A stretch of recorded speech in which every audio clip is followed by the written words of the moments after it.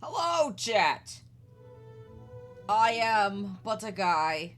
A very excited guy. Because we are pulling for Durin.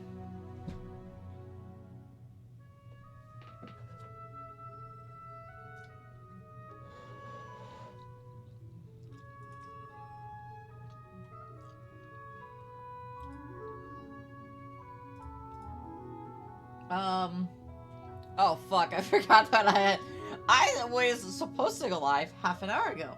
But Genshin, just, I forgot to update last night. And I fell asleep pretty early.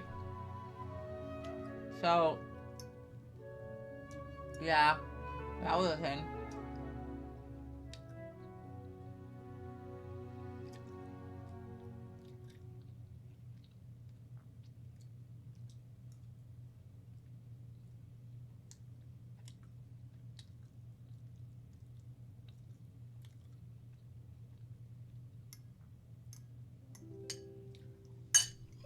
So,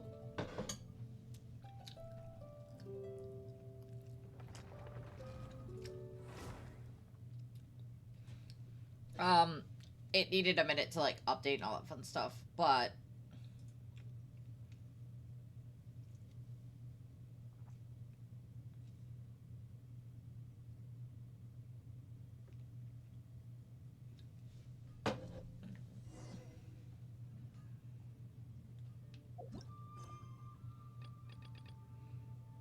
Ooh.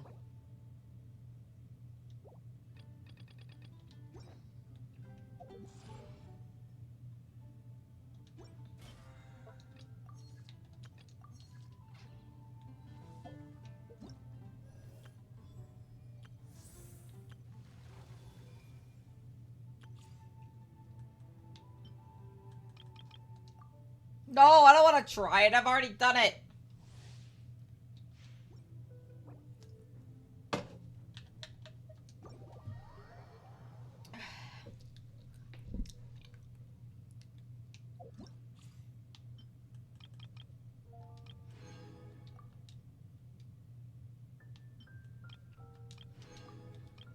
So, Yehoda is someone I don't really care much about.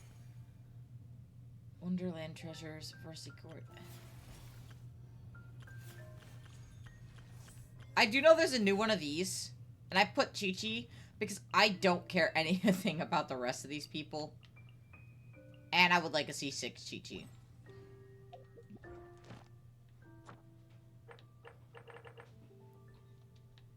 Oh, Albedo got... Okay.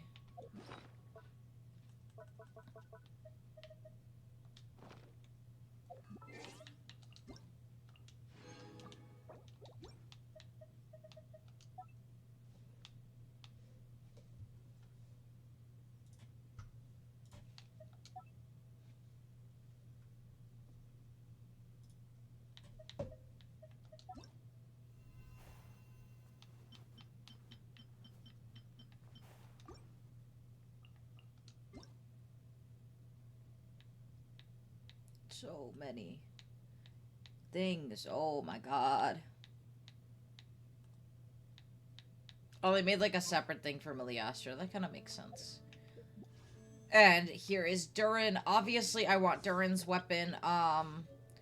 We're just gonna start pulling.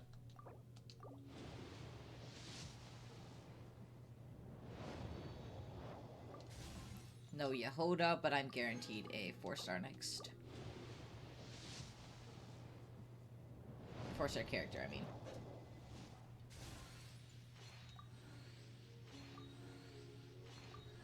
There she is! Hey, nice to meet you. If you've got a commission, spit it out. As long as the pay's right, I can help you with anything. Most things. I can help you with most things. Nice.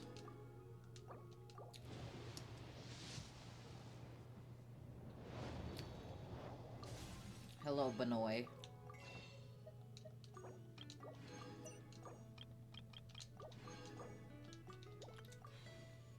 Okay. What is my pity? 5, 10, 15, 20, 25, 26.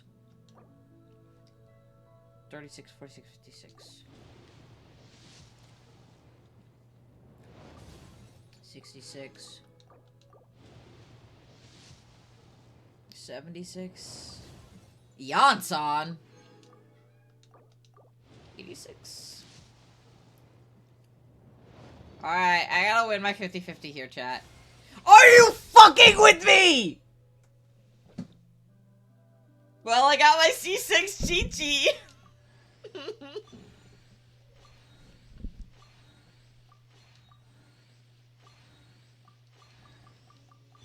Double 5 stars. No!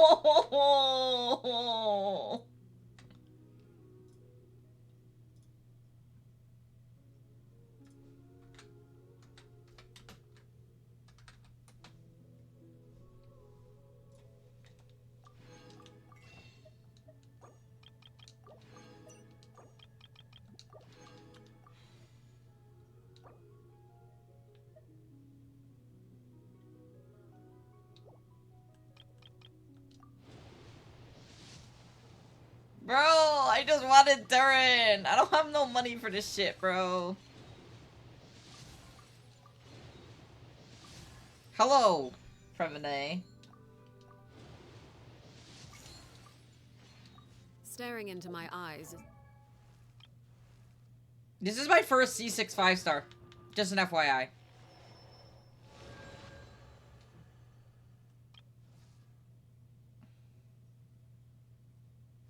Oh, there's C6 Yansan.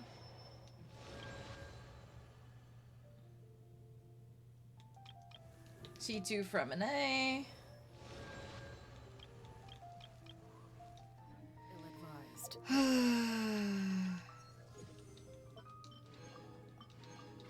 can't promise you'll like what you see. I just want Durin. Alright. Let's do some singles.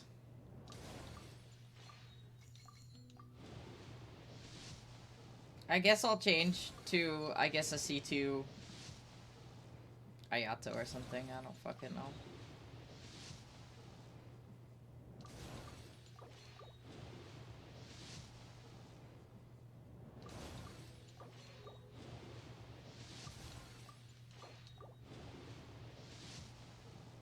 There's my purple. And it's gonna be a Farazan.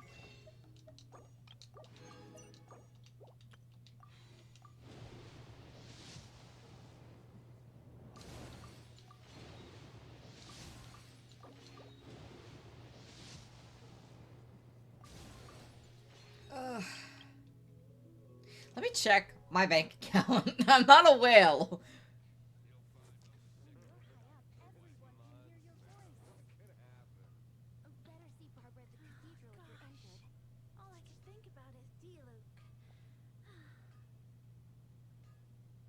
Something you wish to report?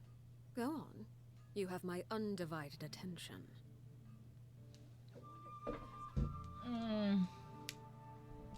I could do it.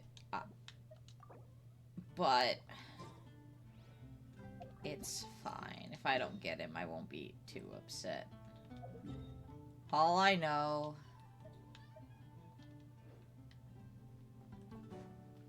Add Astra.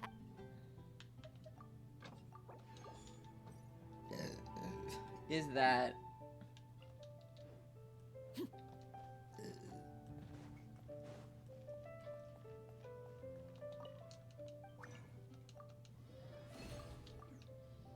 I am upsetty. Marcy, shut up! Oh. Hello, dear friends.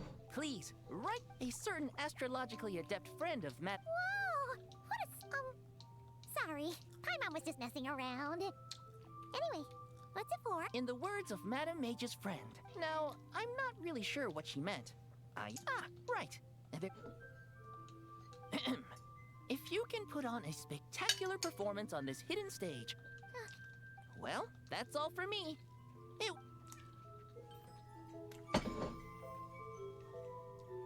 Lunar mode, okay.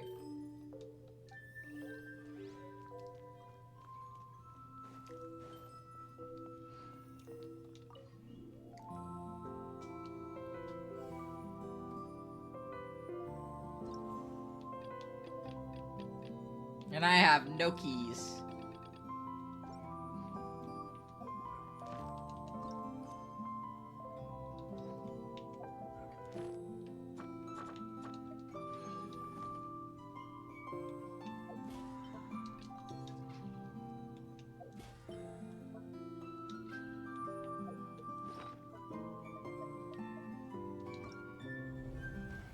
Oh, what is this?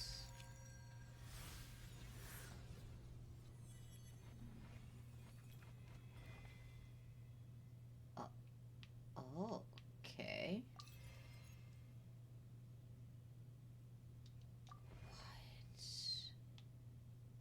What? I don't know what that is.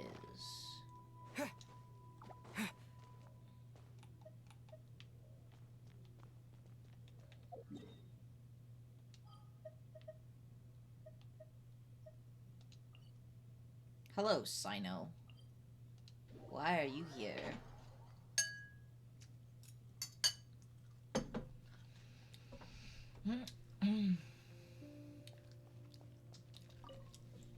I'm serious. Or, if not... A large group moves too slowly.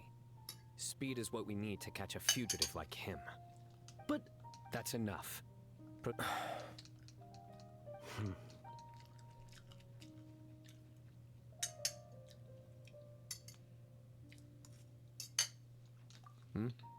Nothing, Major. We've decided to act discreet. Affirmative. The plan is all set. He's cunning. He's already out, but he won't escape this time. Don't worry. If it resists, then the Sands will claim it. Oh. It's fine. I handle cases like this all the time. There won't be any surprises. Sorry. Inspiration eludes me for now. I'll be sure to tell you a good one once I get back. I like that he's all serious, you know, when he's like actually on a case like that. Okay, and the next one is an Inazuma. Girara.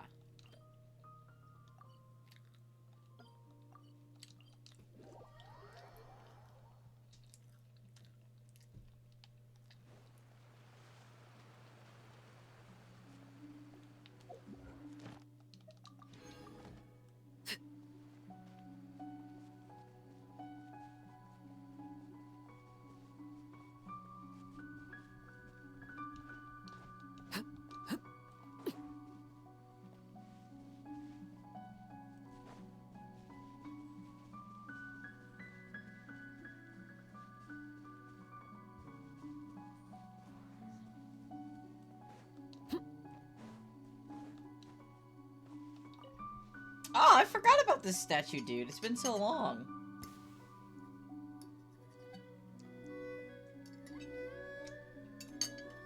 Oh, kind and generous Yoroi and... And here I thought you were a fast runner, little Nekomata. Oh, the hide and... Traveler, please help me reason with Yoroi. Every time a delivery takes me through Chinju Forest, Yoroi stops. It's fun to play with them. After all, it's not like I can just... You... Heavy responsibility, huh? But that's not the point. Hurry up and lift the barrier spell, or I'm gonna be late to... Why are young... Yobu Koban, has the package been delivered? Yes! Huh? Wait, what? Ha! Still so young, little yokai. I knew who the package was for them. What's wrong? My delivery receipt. If they don't sign it, then the delivery isn't considered complete. And if they throw away the... If this delivery was for nothing, then you're not getting... And once you're all overgrown, you'll just be a big dumb rock that nobody can even see. Yeah, you... Hi, hello. Come back! Yobu Koban after... I love how we weren't really involved in that one.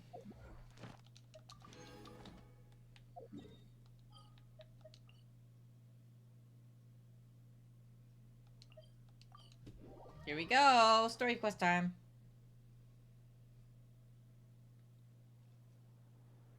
Thank you for waiting. I finished checking your adventurer handbook. Here are your commission rewards. We have no other urgent commissions on the books at present. thank you for all your hard work lately. Perhaps you two could consider taking a vacation. Amazing! Paimon never thought we'd end up having downtime and not cry. Things were pretty hectic when we first got here. Everywhere you looked, it was either the Wild Hunt causing chaos or the Vatui stirring up trouble. It felt like this whole region was one giant slime in a barrel, ready to go boom at any moment. Sure have. Things were looking pretty dicey, but in the end, we managed to turn it around. Whoa! Paimon just got deja vu! Oh, that's right. It's because we've done this like a million times now. They really have. Ah, yes. Are you two aware that the Moon Prayer Night is soon to take place? Oh, yeah! Llama told us that was coming up soon. Wait, why do you mention it, though? Do people in Nasha Town celebrate it, too? Paimon thought it was just for Moon Goddess worshippers. You're partially right. Most people in Nasha Town just see the festival as an opportunity to do business. They do not concern themselves with the religious element. The festival was first celebrated by the Frost Moon Scions. On this day, they would wear moon prayer blossoms and celebrate the birth of the moon goddess through song and dance. They would also prepare food and handicrafts and give them as gifts to others. Over time, it became Nodcry's most lively festival. Oh, sounds like fun! Great! Well, in the meantime, since Catherine doesn't have any commissions for us, let's focus on some personal business instead. When we first got here, you mentioned that this was where your spaceship landed? We didn't get to follow up on it at the time, because we got wrapped up in that whole rare situation, but now... Yeah, we don't know where to start. There's the same Paimon's hurt. By that logic, you'll never find what you're looking for while yours could be worth a try, though, right?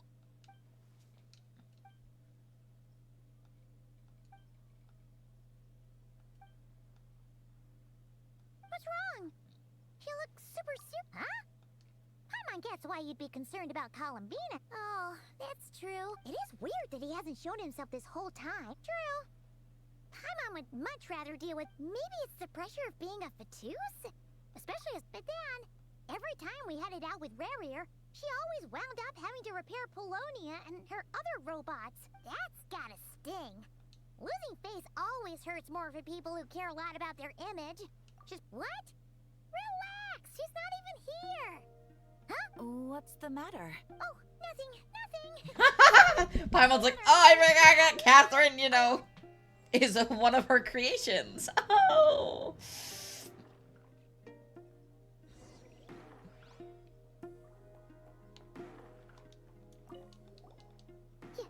He wants... I'm not entirely sure what you're talking about. Phew. I'm not entirely... I want to collect my commissions.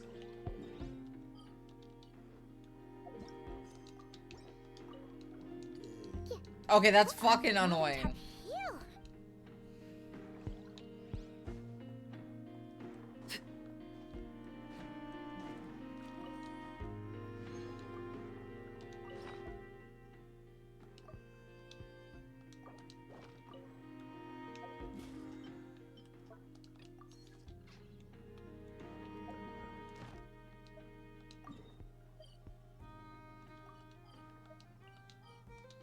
I'm just gonna go and turn him in Natlan or something, cause like, or Fontaine. Ad Astra. Thank you for Time for one more wish. Nope.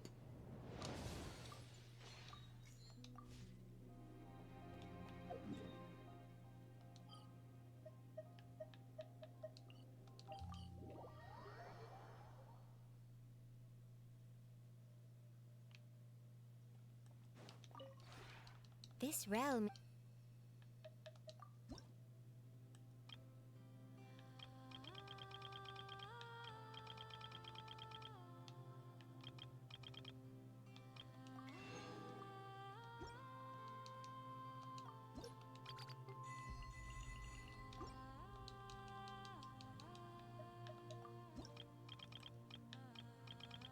So, just so everyone knows, I have bought one of every single plant.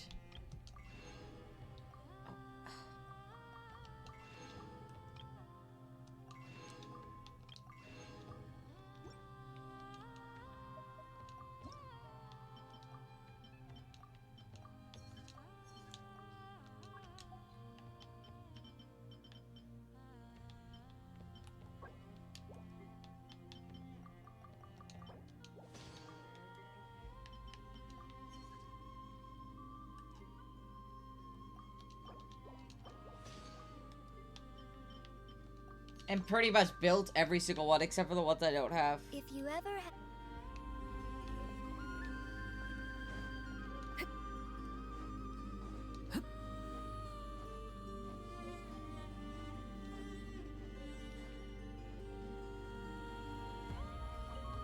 Huh? Is... Of course. They can so comfortable that I'm a bit worried. Really? Being able to live in such a wonderful... Huh? Why, you... This way? Huh? Is... There is an achievement for talking Alright, to I'm in characters in good the spirits. teapot, but I just want to get rid of them. I am but for now, some practical advice. Many stores also processing your own. These techniques. So. Huh?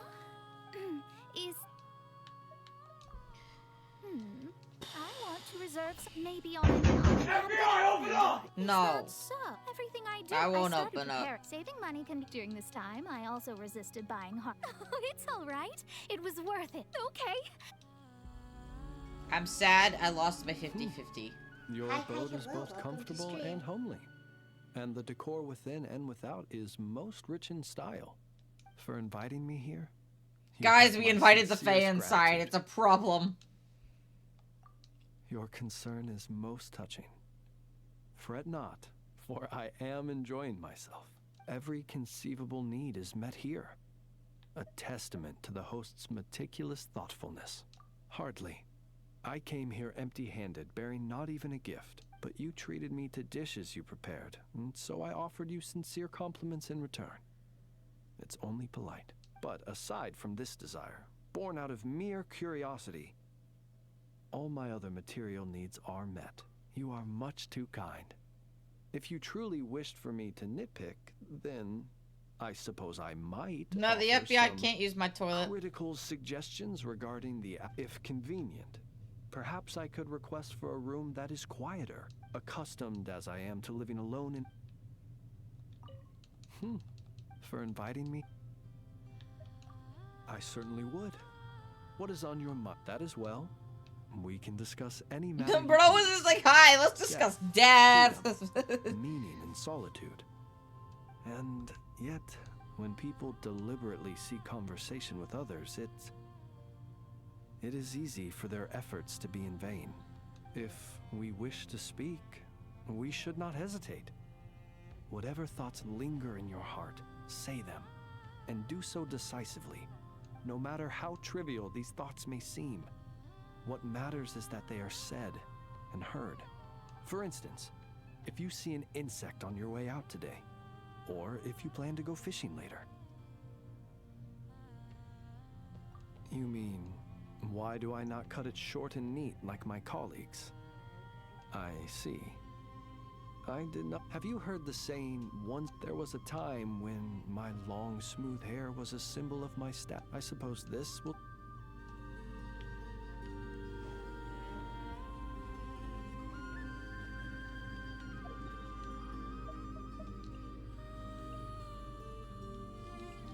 Okay.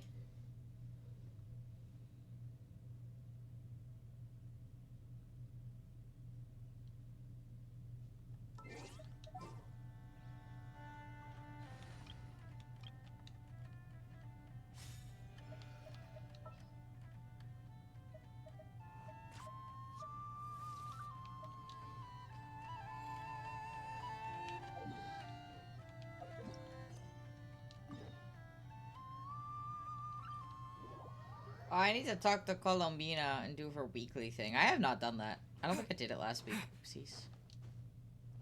Hey,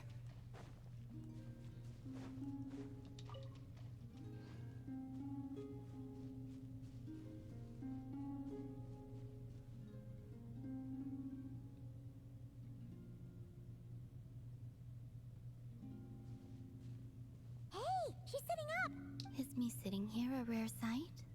No, we just thought you'd be resting. He speaks!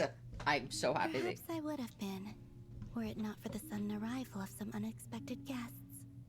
Not that I consider it a disturbance. After all, you are the only ones who are free to enter.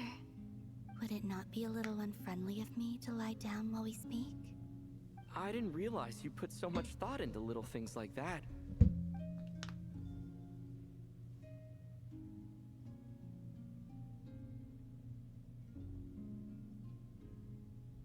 Only sometimes. There have been moments lately where I think about you and your companions. They are warm, mysterious, and cozy memories. Very few of my past memories are anything like that.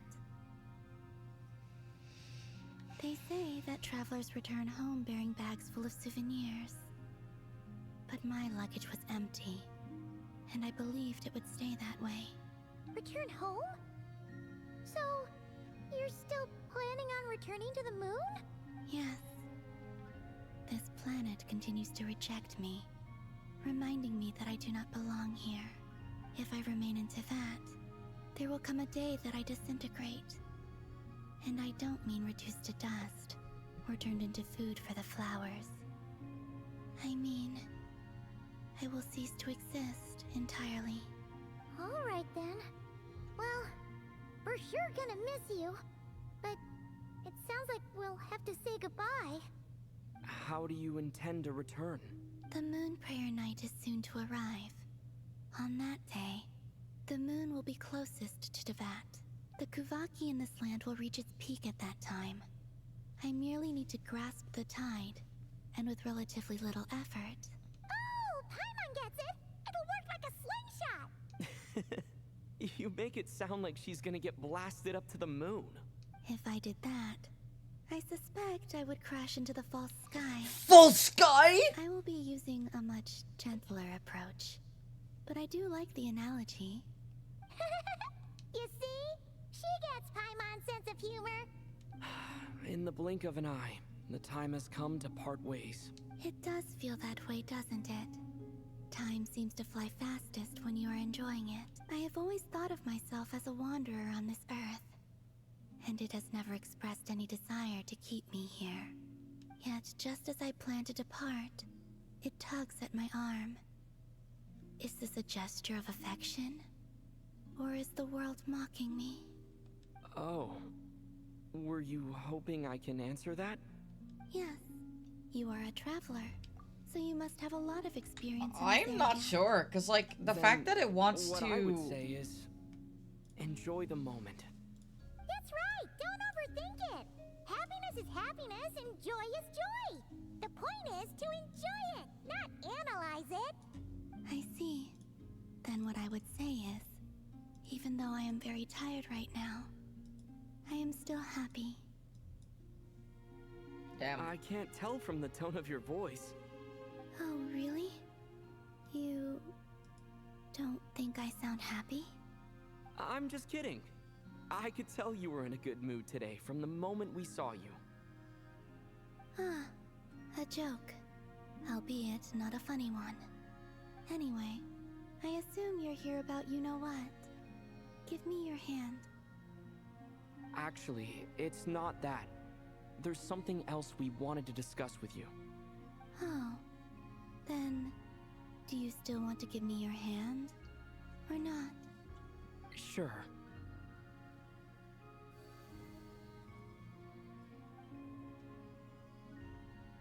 Thank you. So, I've heard that in the Moon Prayer Nights of the past, people here would hold celebrations in the Moon Goddess's honor. Since you helped so much in our fight against the Raihir of Solnari, I think you deserve a farewell party before you return home. I haven't asked everyone else for their opinions on this yet, but I'd like to invite you to join the upcoming Moon Prayer Night. I've never joined a Moon Prayer Night before. I'm not sure what I would even do. Oh, don't worry about that! We take care of everything! All you need to do is show up. Of course, there's no need to force it if you're not feeling strong enough. It's just, this kind of felt like a golden opportunity. But they call me Kutar, and the Fatui have an arrest warrant out for me. I shouldn't appear in public right now.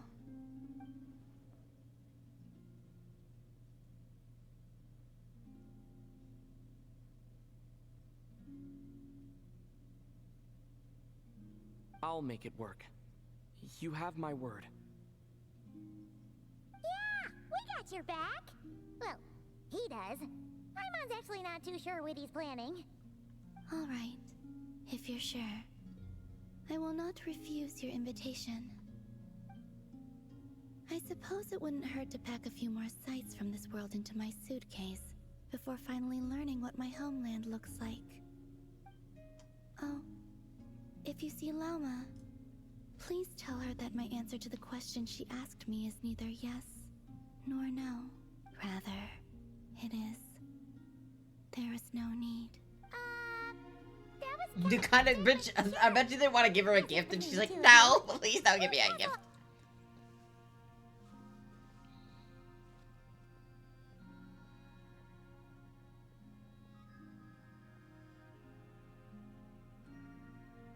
Oh, the flowers are turning purple. And also, I do not know. Okay, but I want to do the weekly thing with Colombina, so... Oh. Since she's agreed to join the festival...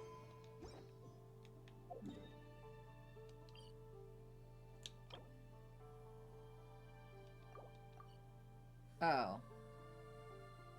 That's dumb, but okay then.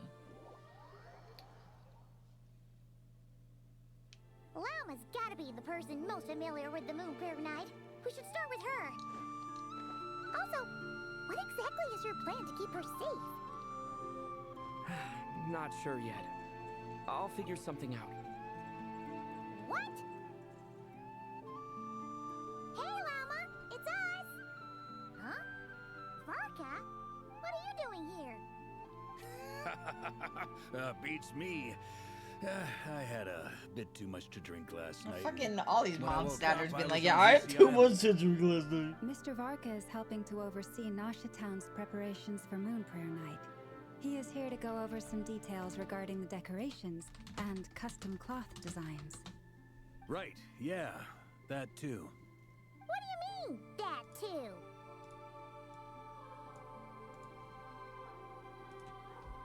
Yes, celebrating this festival is a long-held tradition here in Nodcry. On this day, the crescent moon at the top branches of the verdant crest turns into a full moon, and the moon prayer blossoms bloom with a special radiance. Our people take these to be blessed omens. It's an especially welcome event coming off the back of all that nasty business with Rairer. Everyone got put through the ringer recently, and now they're looking to turn their fortunes around. The big shots in town all agree that a big, lively celebration is just what we need to rebuild people's faith in this place.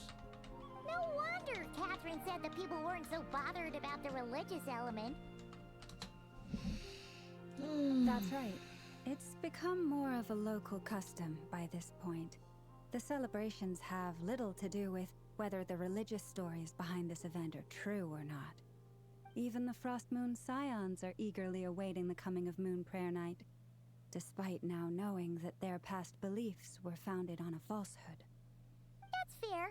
It's a bit like the Lantern Ride in Liyue. It's a chance for people to enjoy themselves, not debate the Oh, one other thing. We just went to see Columbina. We went ahead and invited her to take part in the festival this time. Hope it's okay.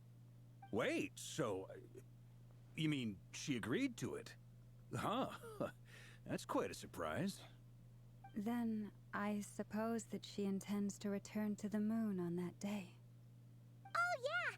It's kind of a complicated process, but basically, it's like a slingshot.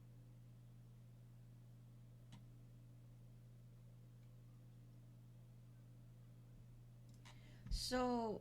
I understand.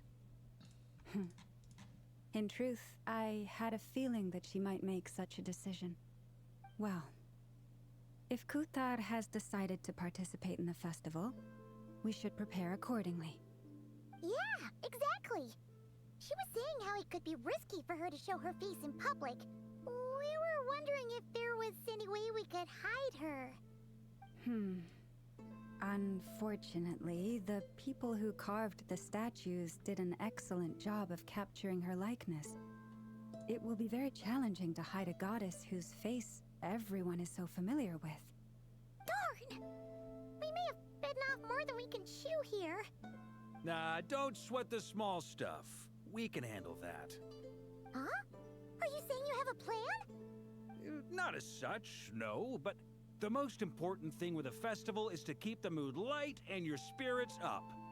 You can't go preparing for a festival with those long faces. You'll never convince anyone to enjoy themselves. The Mondstatter spirit is strong with this one. As it happens, I agree with Mr. Varka. Let's start by making our appreciation for Kutar the beating heart of the festive atmosphere. And who knows, once we get the ball rolling, perhaps everything will just fall into place. Hey! Did you catch that? Llama said the thing! Or close enough at least. I also love what they did with Marco's new design. It looks so much better. Night already. We have a festival in Mondstadt called Windbloom, and you can always tell which couples are celebrating it for their first time by the smiles on their faces. Big, beaming smiles, like their whole face is glowing. And I have a feeling we'll get to see that same smile on the moon goddess's face at this festival. Not quite the same, surely. Anyway, I'll take care of business in the city, but I'll have to leave the decor up to you and the Frost Moon Scions. No one else can capture that traditional aesthetic quite like you guys. But lastly, there's the final key element. Before you leave, let me show you something that we've been preparing. Mr. Varka had asked to see it already, so you may as well tag along. Also, I have some further questions about Kutar's decision.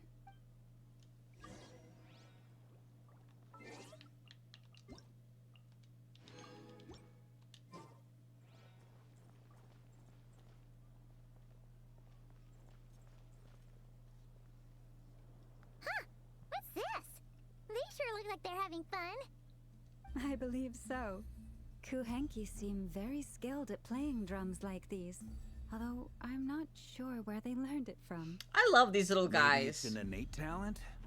In their eyes, they're probably just playing with toys. Wanatar! You want to play too? Yeah. She looks more confused than anything. Maybe we can teach her next time if we get the chance.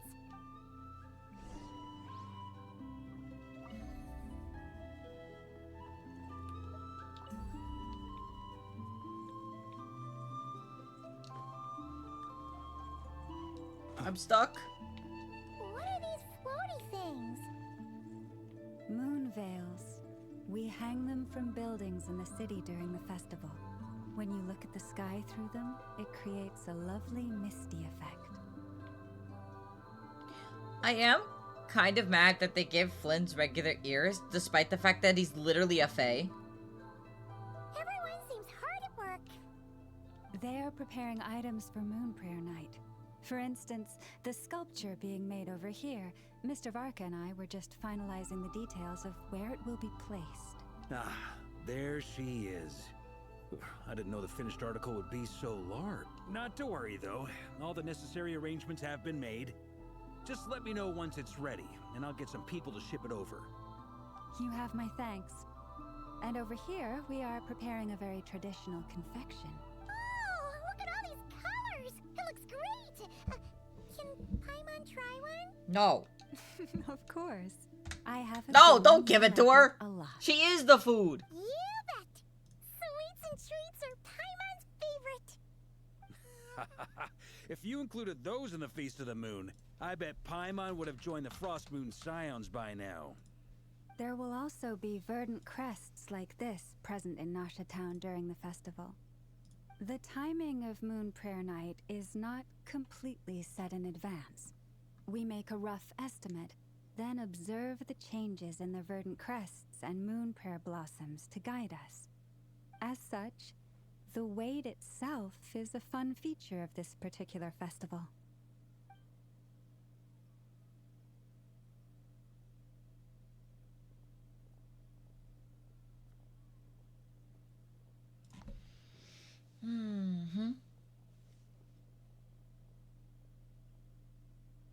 let's talk here.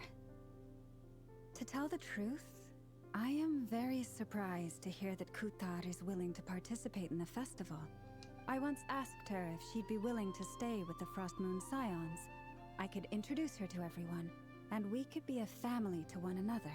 She did not answer, but she has not appeared here since. I took this to mean her answer was no, but if that were the case, she would not have accepted this invitation. Ah, I see. Maybe she is right. But my wish was not for her to come here and be worshipped as a deity. I feel like she simply doesn't want to offer be her there because she knows eventually she's gonna have to... I'm sure she believes that showing herself here might invite Fatui intervention, and as such, she does not wish to cause us trouble. But what really pains me about all this is that this is her birthplace. She ought to belong here, yet no one has been able to grant her shelter. I think I'm qualified to weigh in here. When someone's about to depart on a long trip, what they need is blessings, not burdens. We should wish her the best, not make the journey harder than it already is. Anyway, she's agreed to attend, hasn't she? All we need to do is simply respect her decision. I see your point. Yes, she will soon depart after all. Our job is to leave her with some happy memories. Besides, who's to say her journey to the moon is a one-way trip? It's not like she can't come back and visit if she wants, right? Paimon agrees wholeheartedly. Festivals are all about having fun, so let's keep it simple. All right, I'm gonna head back to Nausea Town soon. Want to come with? I'm guessing you have some other folks to visit there. Sure thing, let's go! Bye for now, Wilma! Thank you all. Goodbye.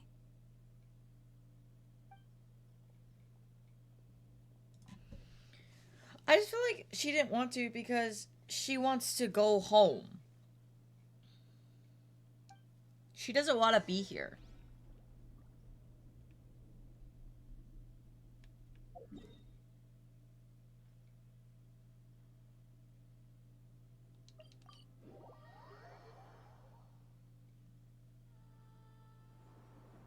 Durin! Huh? Hey, over there! It's Durin and Albedo with Flints! What could they be chatting about? Your guess is as good as mine. Ah, Grand Master, and the Traveler and Paimon. Hello there. It's been a while. Perfect. We have some new volunteers for our investigation. Wait, let me guess. The righteous Lightkeepers are finally ready to hunt down the Abyssal Dragon? Haha. Yes, that too. Yeah, right! Oh, wait! Why does everyone keep saying that too? Well, to be precise, the facts match, but not the causality. Wait, so I guessed right? Half right. Don't act so impressed with yourself.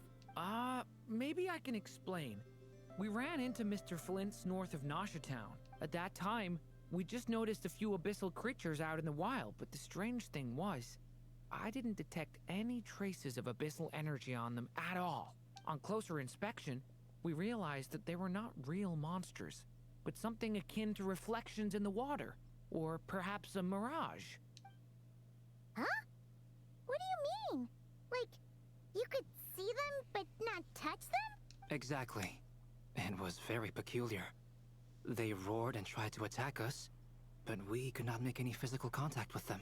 I think I've heard of things like that happening in Nodcry before, but I don't know much about it. Yes, it's a known phenomenon.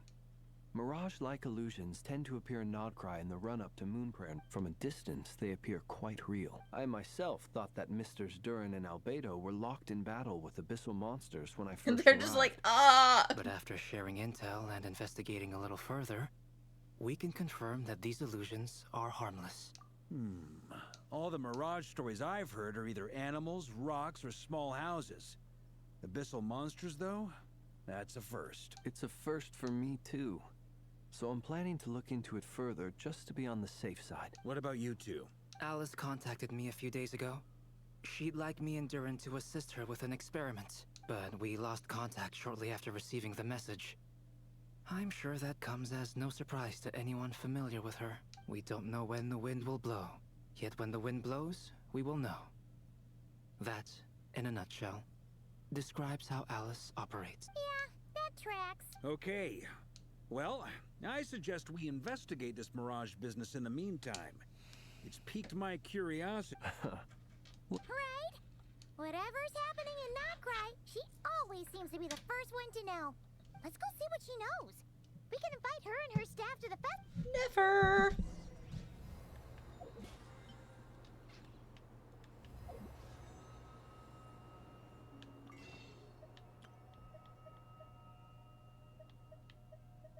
Ah.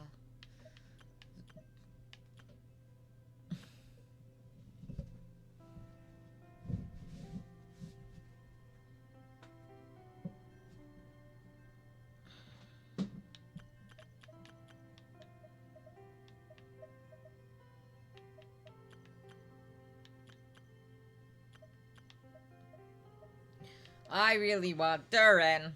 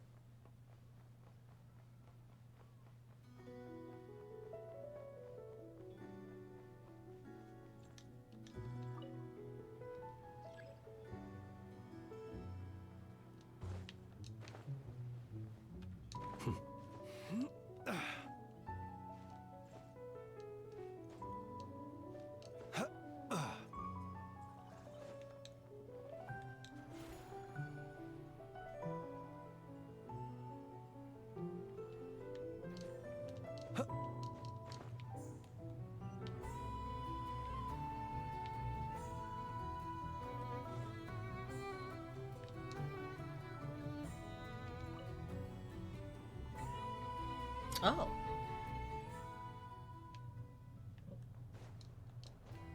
So much destruction.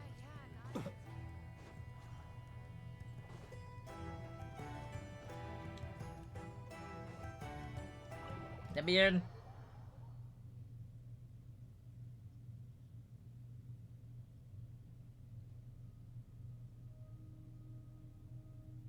You're right. I have noticed. There's certainly something a little fishy about this situation. Only a little, though. Records indicate that this phenomenon can occur in the days before and following Moon Prayer Night. That said, it has always been a rare sight in the past. The odds of encountering these phantoms are similar to looking up in the night sky, happening to see a shooting star, and managing to make a wish before it disappears. But this time, either everyone's getting lucky, or they're appearing far more frequently than usual. Yehoda's out gathering intel as we speak. In the meantime, let me check off some points of interest. First, the Abyss. The ones we saw seem to be abyssal monsters. Indeed. But we have identified one location where many more of them have made an appearance. And not just monsters, but human phantoms too. Given the scale and nature of the phantoms, it's almost as if someone's last memories are coming to life. Or perhaps the memories of multiple people. Oh. So you mean the phantom monsters are hunting down the phantom humans? Exactly. The phantoms can interact with each other, but we have no means of intervening. In addition, and the thing is, are they from the ley lines, the Kuvaki? The very distant past. This is clear both from the clothing they wear and the stories they tell. Mostly ley lines, They because ley claim lines to have be memories. From Hyperborea, a name which I've heard from Lauma before. If this is 6,000 years true, it ago? means they must be from 6,000 years ago. Did Paimon hear that right? 6,000 years? It sounds like this merits further exploration. That'd be a big help. I'll leave it with you, Albedo. My knowledge of ancient history is non-existent. I used to doze off every time the pre-Knights of Favonius era came up in class. It's quite a miracle that you were able to understand these phantoms' speech, given how long ago they lived. I suppose you're right. But I'll leave the archaeologists to ruminate over that conundrum. As an intelligence broker, my sole interest is in the value of the information I gather, which, in this case, hopefully means earning myself some good favor with our dear Lady Moonchanter. So calculating. Sounds to me like we could split the work up. I think the abyssal phenomenon is best left to Albedo, Flints, and me. Agreed. It coincides with my duty as a lightkeeper. For my part, I'd like to understand the abyss better. Even a little knowledge would go a long way. This is certainly a rare opportunity to study the abyss. But even rarer, perhaps. I wonder if they could talk to the the phantom ancients. humans. The Curatorium will take the lead on investigating the Hyperboreans. We put in the work to learn what we know so far. It seems only fair that we get some quantity of exclusive... That just leaves our trusty team of... Since you became an honorary knight, of course. This was part of my grand plan all... Oh yeah! By the way, we managed to convince Columbina to come to the Moon Prayer Night celebrations. Would you and Yehoda like to join too? She agreed to that? Huh. Quite an achievement. Never underestimate the traveler, I guess. I'd be happy to join. No point shutting myself inside when the streets are all decked out. And Yehoda loves a party, so I'm sure she'll jump at the opportunity. No, no, no, no, no! Way to contradict me in front of... Wait, no, that's not what I have bad news, boss! So many people. Alright, everyone inside! She's speed! This is gonna sound crazy, but hear me out. I saw one of those phantoms at Star Sand Shoal, and it was some sort... Like a spaceship? That's gotta be the one you came to Tibet in. You said you saw the same... Huh? You already know about it? Ugh, I thought I was gonna blow... Wait, back up. You came here in a spaceship? Now my mind is blown! What's it like on the inside? Was it like... Yep, exactly. Huge discovery. You're the best. Second best in... Wow. I guess that decides where we're heading next. I'm so excited to learn more Come on, about the don't twins. look at me like that. I know the spaceship doesn't have anything to do with me, but you don't want to leave me as... Fair enough. You can tag along. In that case, let's meet back here to discuss our findings once we're done. I wish everyone a productive investigation. You too.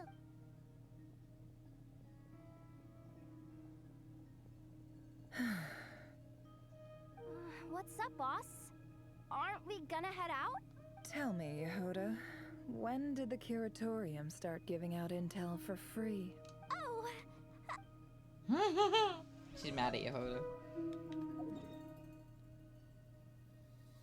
I'm so excited to see the fucking spaceship, bro.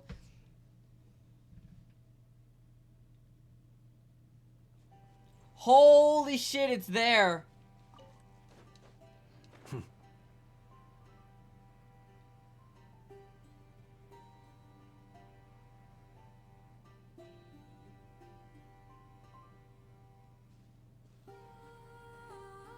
Well, what do you know? Yehoda was right on the money. This phantom really is your spaceship. But that's so weird. Why would it show up here? Is it some kind of projection?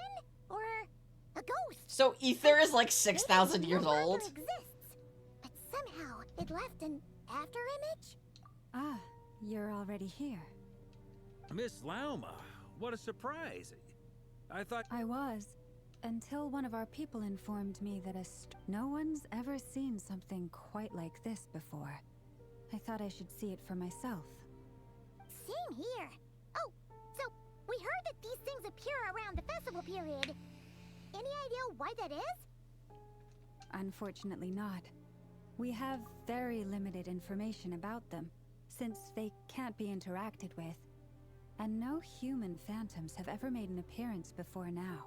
The most we've been able to deduce is that these sightings appear Obviously, to be they're connected to increasing Kavaki. Kavaki. Yeah, seems like that's all we can do. Allow me to lend you a hand.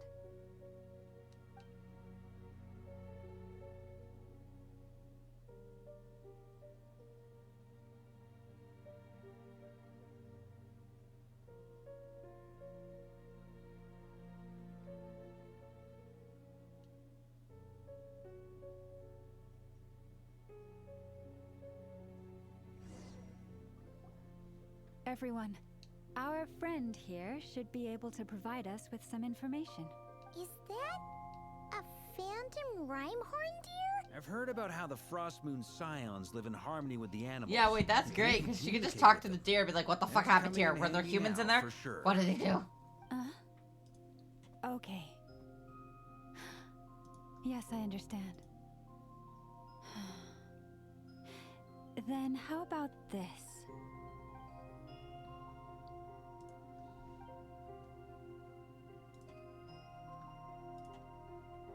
Oh, it's leaving. It appears to share our curiosity about this giant spaceship, so I asked it if it wouldn't mind investigating along with some friends. In return, I told it about some nearby spots where the wild fruit grows abundantly. We may live in a different era from these phantoms, but I trust that the terrain, climate, and ecology here are more resistant to the effects of time than some things are. Let's give them a moment and hope for the best. Oh. All back together. Must have been a lot of fruit. Indeed. Now let me ask them some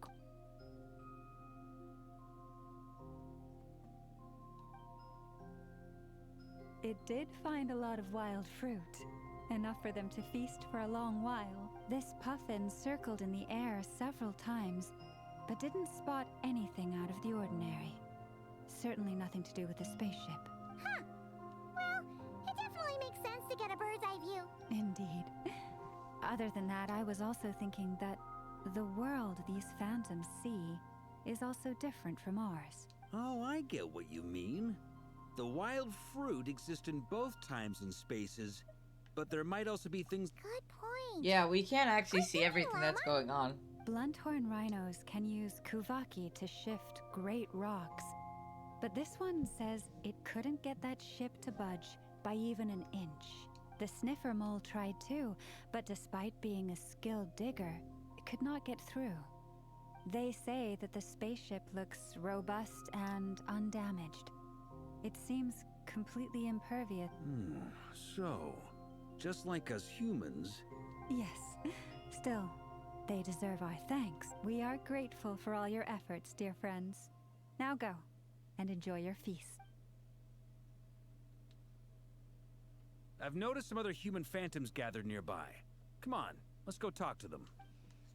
I wonder, with the human phantoms...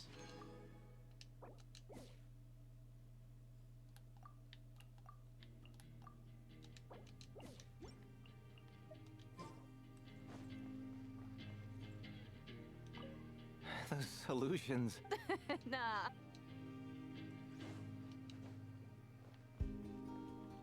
Like... What is this thing? I've never seen it move, and there's no way to get inside. Goodness knows. My grandpa says it's been sitting here at least since his grandpa was still alive. Bro, that What means about they're his like grandpa? over... Did he say anything to your grandpa's grandpa about it? Huh? I don't know. In all likelihood, it was here back then too. Hard to imagine something this huge could move. Guess that means that as far as they're concerned, this ship's been around a long time.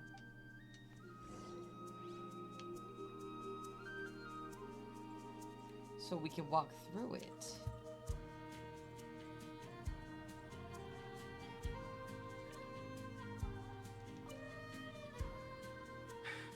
Come on, brothers. If we can get even a small chunk... Huh? Yes, brother, I shall join... We should go with... What the... This thing is crazy tough. I can't even scratch it. Sorry, brother. Looks like we'll have to seek our fortunes elsewhere. Enjoying yourself? I was just seeing if I could influence this phantom's perception by playing. But nope, no dice. I'm sure we're all starting to build up an idea of what's going on here now that we've spoken to some of the people. These phantoms are reenacting real historical events in Nodcry. It's almost like we're in some kind of interactive stage play. We can talk to the actors, but the plot is fixed, and we can't influence it. It makes sense. History is set in stone. The objective facts of the past cannot be changed. Paimon totally thought you were just goofing around earlier. But actually... Of course I was. Anyway, at this point, I think we're forced to conclude that although the Phantom spaceship is right there in front of us, we aren't going to learn much about it from these people.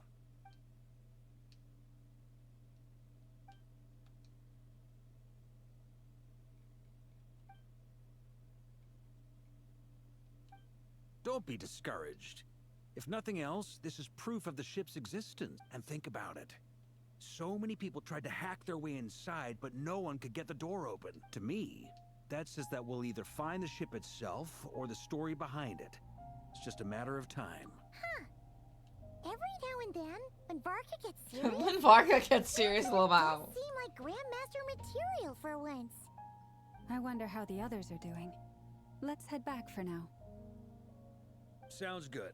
Also, drinks are on me if Team Knights of Favonius is the first to finish. Wait, we have a team name now? Am I in Team Knights of Favonius as well?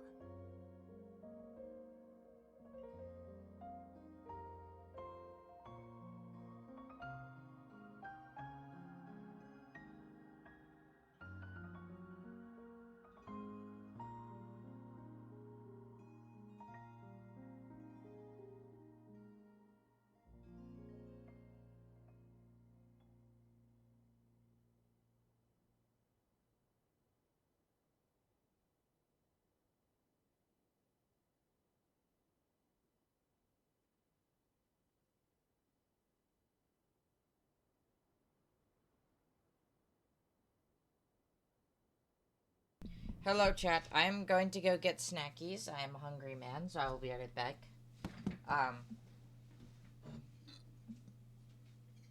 Behave yourselves. Don't blow anything up. Hi, princess.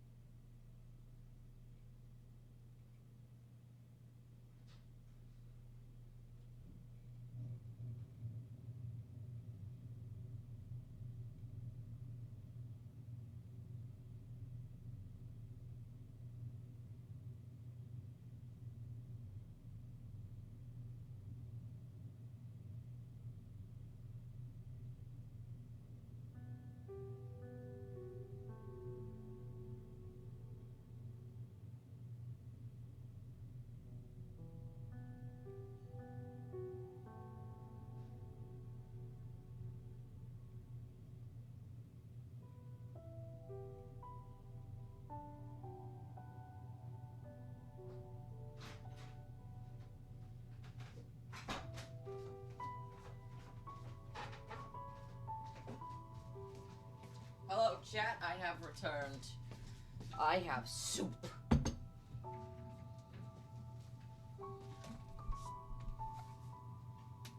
So, I have a new story from my kids at work. They told me, Mr. Star. You're very welcome to join. We've even got a cathedral ready for you. Hang on, chat, 1 second.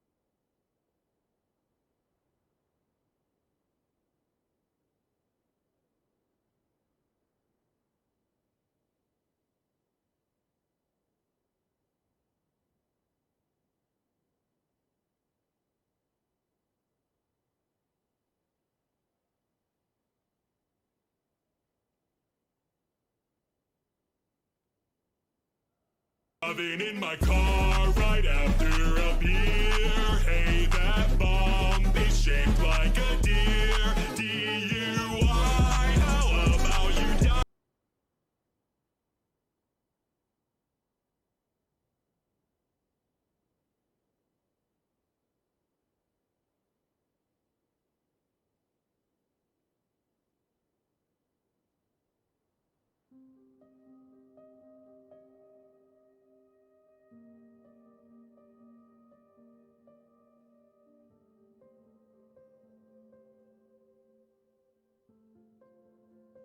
Hi, Derby. I'm sorry. So, my roommates came down and they gave me a toy for Marcy. Hi, hello. Thank you for the lurkies. But basically, the kids at my work decided that they said, Mr. Star, did you know that if an atomic bomb hits you, you will die? And I'm like, Isn't that technically blasphemy? yeah, I know. You wouldn't dare make a joke like that if Barbados was in earshot. Nah, I'm sure Barbados doesn't mind a little harmless blasphemy once in a while. Venti literally gets drunk on a daily basis. Of course he doesn't care.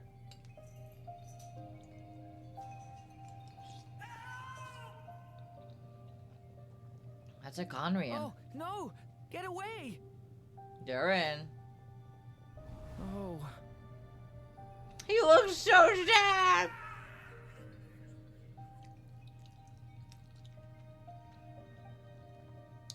He couldn't do anything to help. I know it's hard to stomach, Mr. Durin. But as I'm sure you've noticed, there is nothing we can do to intervene in that which unfolds before us. But we have to at least try. He's so cute. I lost my 50-50. Nervy, I got a C6 Chi-Chi. Unsuccessful attempts. I'm so mad. I wasn't keeping count. I'm afraid this is the 39th failure so far. Or the 5th if we're only counting this particular victim. I do love my There zombie are no child baby. indications that She's a these sweet angel. phantoms may be altered in But, any way. and her C6 gets her... You seem to have calmed She's the down a only little. character in the game that can revive other people. I'll make us a fire. You should rest and have some water. Feeling any better now, Mr. Durin? May I ask a few questions? Be my guest. What exactly are we witnessing here? What happened to those people? My guess would be that we are seeing I an outcry during know! the I Conrian want cataclysm. Durin. Don't get me Would that be wrong. I accurate? just lost. I need to save up again. Conria. That is correct. As you know, once the abyss senses even the tiniest crack, it floods in and spreads like wildfire. There was a time in the distant past when it permeated all of Notcry, causing immeasurable harm. The Yeah, people paid a I terrible know. price to heal this land. She showed me. Then 500 years ago, the whole of Tevat suffered an abyssal disaster. Once more, Notcry was dealt a devastating blow. I see. In the face of the abyssal onslaught, all were like grains of sand tossed around by a tidal wave. Be they human, fae, or god. The moment you witnessed is but one drop in a whole ocean of catastrophe. All right. I guess that answers my second question, too. I wanted to know why there's nothing I could do to help them, and that's because what we are seeing is history. That would be my guess as well. As I understand it, history and fate are not all that dissimilar. The latter may be unseen to us, but both are immutable. Yes. I know, he's so Fate was sweet. I determined love him. I long, need long him. ago. I still have a couple of other questions for you, Mr. Flint's. You mentioned more than one abyssal disaster that has struck this land in the past. How can you be sure that what we're seeing is from the Conrian incident? And also, how are you able to stay so calm when you're talking about these events? From everything I know about you, you're not cold or ruthless, and you're not indifferent to the suffering of others. Alas, I am forced to show my age. I must be 600 or 700 years old by human measure. I'm gonna kill myself. I'm actively gonna go jump off a bridge. What do you mean? What do you mean that he made a 6'7" joke? I hear this all day at work. I come home after a shitty day at work, and all I want to do is have a peaceful gaming session! And then I see this! I must be 6'7". Ah! Fuck you, Hoyleverse. Fuck you.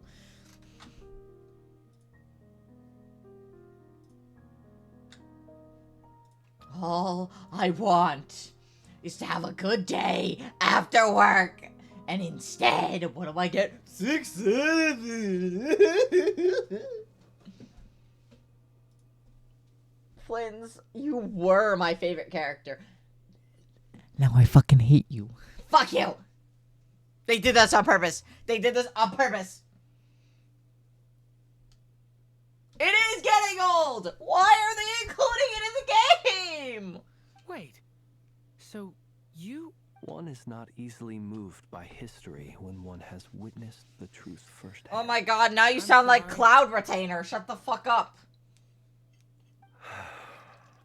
You needn't apologize. Your passion is a good thing to have.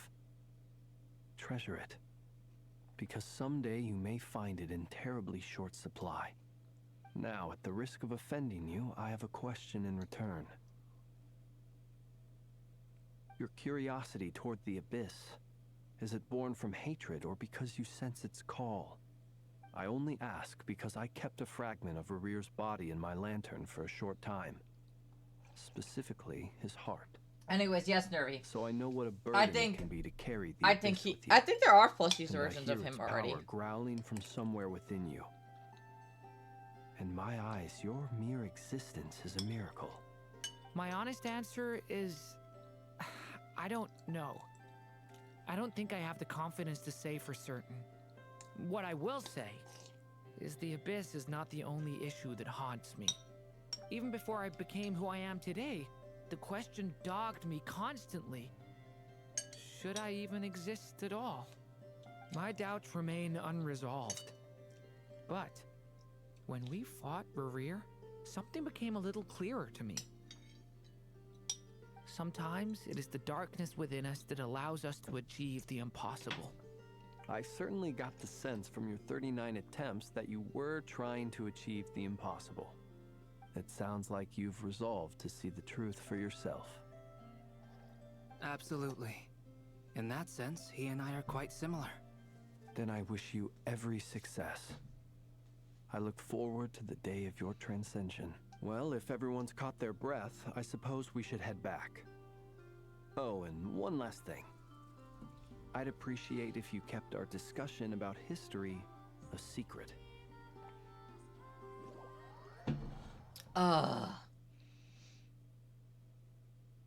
Incredibly, our separate investigations led us all to the same conclusion. Hooray for consensus! Yeah, but we barely learned anything, though. I totally thought this would be the mother lode. Talking with the ancients? I mean, come on! But nope. We got Yeah, those I snippets of checked in with them earlier. And all this stuff about moons and hyperopia. What a load of baloney. Seems like people back then had a few screws loose. I understand your frustration. We found the same issue. Each phantom only showed a very brief moment in time. There isn't much value to be found in these miscellaneous fragments of a civilization's history, no matter how glorious it may have been. If there's a silver lining, it's that these phantoms are harmless to the present reality. They shouldn't get in the way of the festivities. Paimon agrees. And not just because it's the first thing she understood in this whole conversation. You look disappointed, Nefer. Is something the matter? What do you think? We all worked our tails off, but the only one to gain anything from it was you, Lady Moonjanter. Yeah, I thought Helia had Please made a do faker, share the a Hyperborean fake. records with me. I will gladly inscribe them in our people's documents. I thought Helia had made a fake screenshot. Hyperborea. Hyperborea. And I thought Helia had, like, sent me a fake screenshot, and I was just like, oh, okay. And I just, like, ignored them. And then I went and looked at the stream, and it's, like, over 20 hours now. And I was like, oh, hi!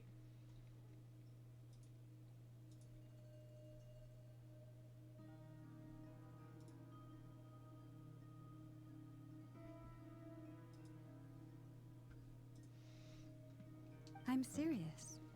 Only an expert in the Frost Moon Scion. The alternative is to let them gather dust. Nefer, you're wise enough to know that cooperating and sharing the profits is the best course of action here. Yeah. Well, that goes without saying. Sure, let's do that. Huh? But didn't you say we aren't supposed to give out intel for free? Now is not a good time to... Anyway, back to Moon Prayer Night. I'm thinking that we should prepare... You mean a parting gift? Can't go wrong with food. Although... Does food go bad on the moon? Perhaps a lantern would be a better choice. It might be dark up there. It could prove difficult to light a lantern on the moon. Magical stones might serve that purpose better. What about a clockwork mecha model from Fontaine? I've got a whole bunch at home. They're all trying to give her gifts, and it's just like, no. None of these sound like things she would be even remotely interested. Yeah. Oh, they all look at me, because I know. Wait, what the... Traveler... Great! Haha, problem solved. Then let's leave it there for now. We all have our own business to attend to.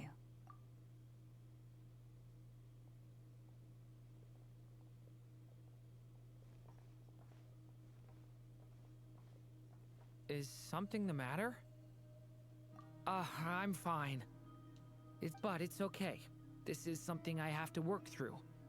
Well, don't put too much pressure on yourself. Come on.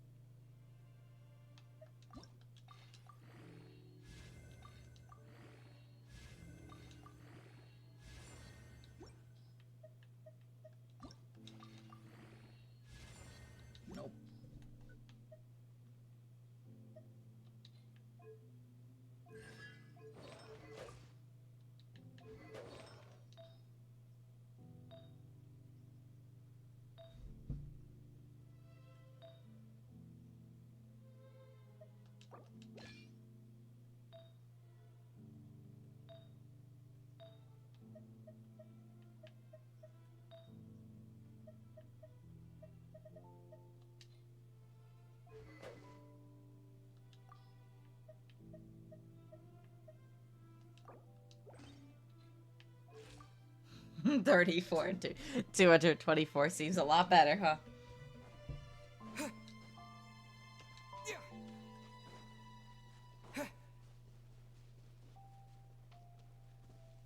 Colombina! Colombina, we're back!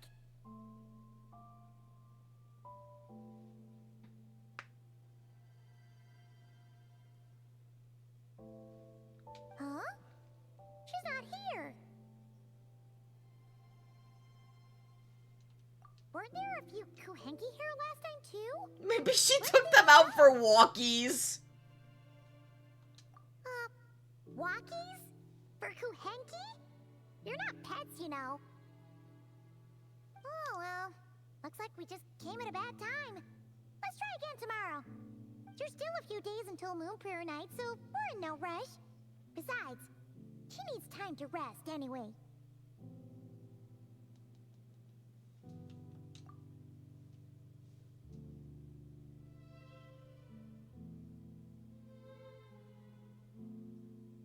Calamina! Are you back yet? Oh, how strange. Looks like she still isn't here. Right? It's not like her to spend so much time outside. Especially since she's worried about... What about Luonatar? Luonatar, you there? Hey! Do you know where Columbina went? Sorry, didn't understand. But if you know where she is, could you take us to her? Yeah, that's even stranger. What about him? Oh, that's not good news. They change color when Columbina gets weaker, right? And they look super pale right now. Good idea. She might know what's happening.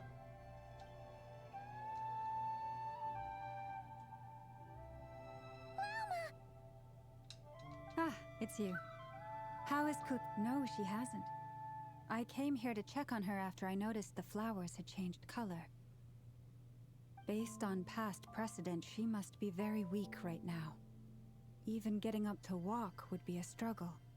It seems unlikely that she wandered off outside. Not to mention that she doesn't do that at the best of times either. So yeah, this is super weird. No. Very few people are in the know about Kutar's whereabouts. And if anyone suspicious had visited, they'd have left some sort of evidence. Yeah, she's right about that. Let's go to Nasha Town. If anyone has seen her, someone there will know about it. It's not Kry's information hub after all. Makes sense. Let's go!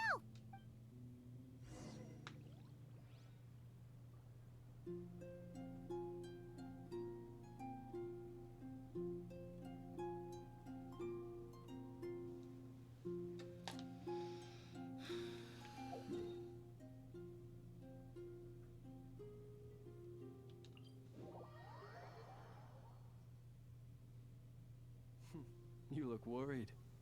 Relax. It takes more than a little rainfall to extinguish my lamp.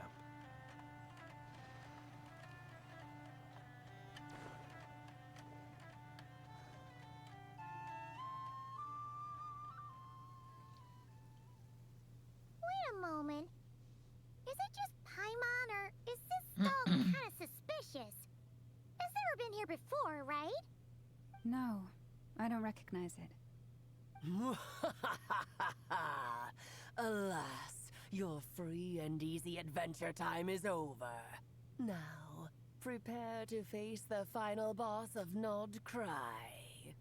Huh? Whoa! Where'd that voice come from? Not sure, but it's definitely hostile. No, no, no, not that way. The final boss is right here. The Sniffer Mole? That's What? the final boss? Surely not.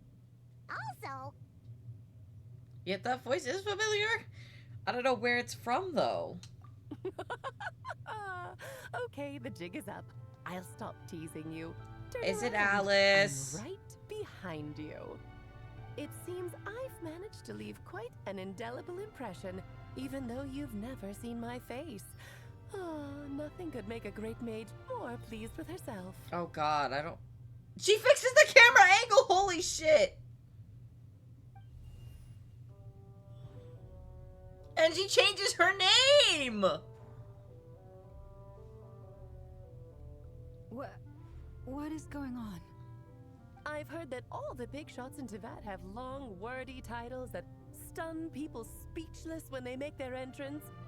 Unfortunately, none of them are affiliated with the Hexenzirkel, and we ourselves keep a very low profile. The notorious name-dropping doesn't quite work for us. Still, I, for one, think I'm really quite amazing. Oh, she's so full of herself. That didn't stop me from coming up with a title anyway. She's so pretty. Alice! It's really you this time? Not a lantern or a Dodoko, but Alice in the flesh? Oh, that's right. So, what do you think? How does it feel to finally meet me? You look like... Oh, that's the first thing you thought. A little surprising, but that actually makes me very happy. Because that means that when Klee grows up, she'll be just as stunningly beautiful as her mother. So she's a friend of yours? Kind of. I see. Madam Mage, that was, quite a powerful entrance. I certainly won't be forgetting it anytime soon. It's okay, Lauma, don't force it. Paimon will do the honors. This is Alice from the Hexenzirkel. She's a friend of ours. She's pretty, but I don't know if I want to pull for her.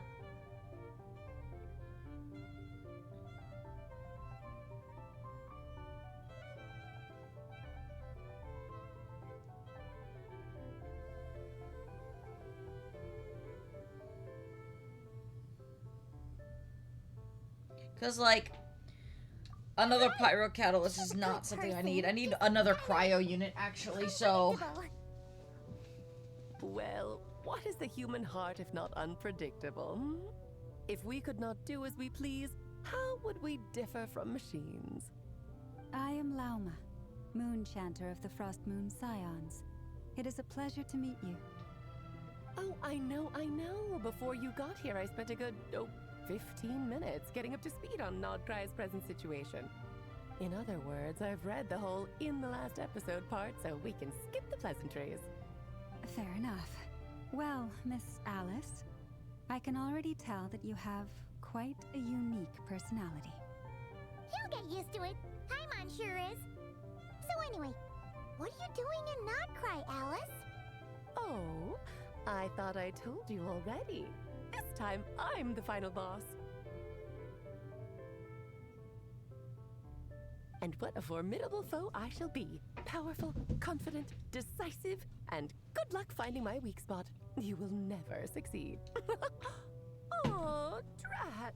My one weakness, and you found it in an instant. Fate has been dealt a devastating blow. Thus falls. Why are you playing along with this nonsense? For funsies, of course. What's wrong, Paimon? Are you disappointed in me? Am I a gigantic letdown? No, it's just... You seem like a busy lady. And this is the one time you've shown up in person. Paimon figured the dog you would be for barking something more upstairs. high stakes than just goofing around. You're quite right. I'm here in Nodcry because something big happened. Something big enough it caught the attention of the Hexenzirkel. It concerns the 3 moons, Teyvat's borders, and of course, the moon goddess you are currently searching for.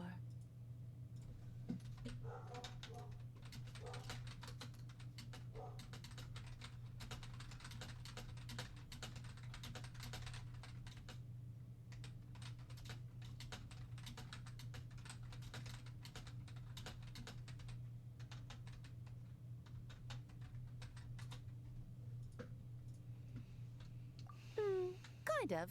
Why don't we discuss this over a pot of tea? My main reason for coming on this trip to Teyvat was, of course, to have some fun. But I do technically have a job to do as well. Namely, maintaining the stability of Teyvat's borders.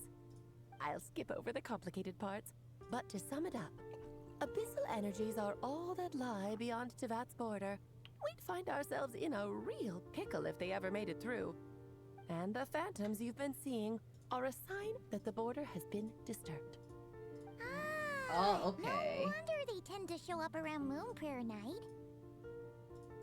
Is it because the real moon is now so close to us that its power can cross the border?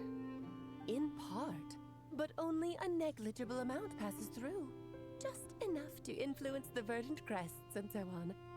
And as you've noticed, there has been an unprecedented number of phantoms appearing this year. The influence of the moon beyond the border cannot explain this. No, there is another far greater factor at play.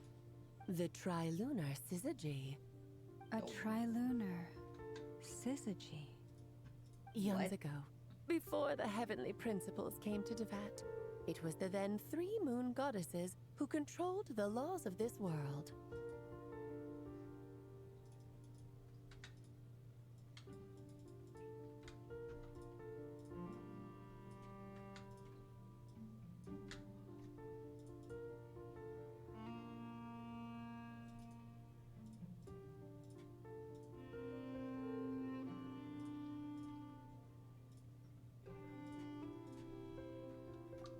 That's exactly it.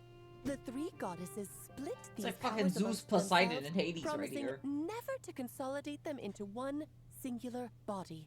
This was meant to keep the world stable. But, fast forwarding to the present, the eternal moon's marrow is with you, while the iridescent moon's marrow, which should never have appeared in this world, has been retrieved. Add that to the presence of a moon goddess in the flesh and...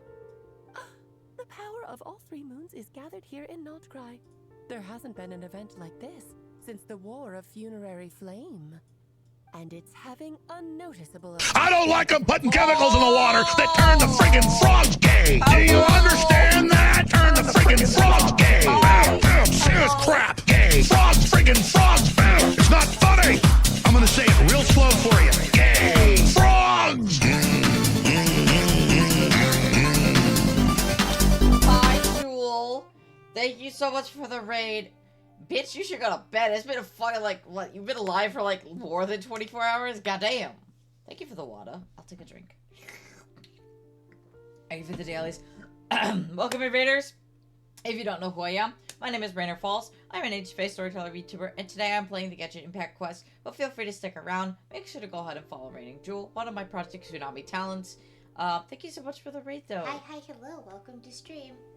Okay, that's fair, that's fair. Well, feel free to stick around then,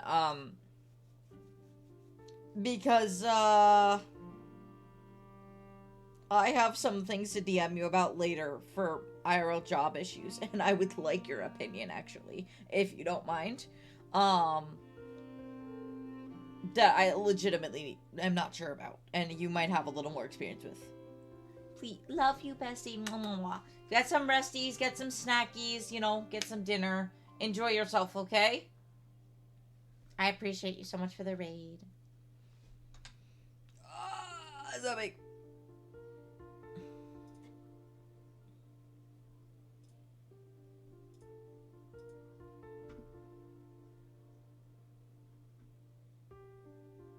Yeah, my man! Yeah! Sorry.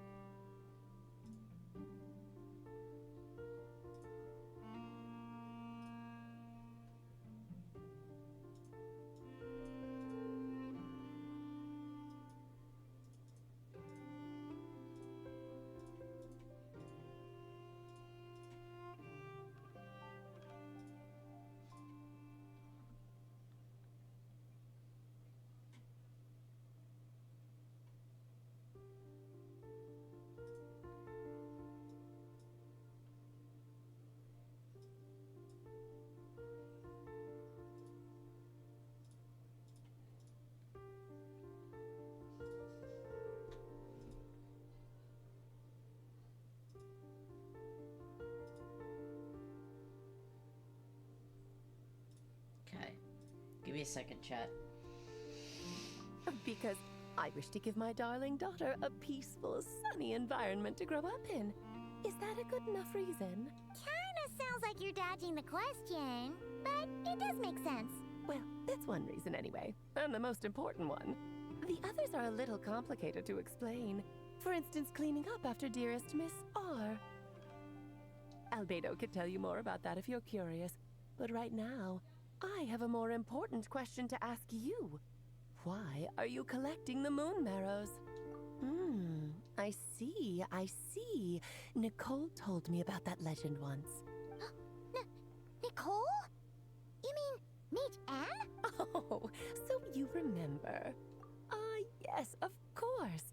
That was a story about fate, her area of expertise. But back to the story. I love our Alice's dear design. moon She's so goddess. pretty. I'm afraid her intended method of returning to the moon is unlikely to work anymore. What does that mean? She may be missing, but she hasn't gone anywhere. She has disappeared. No!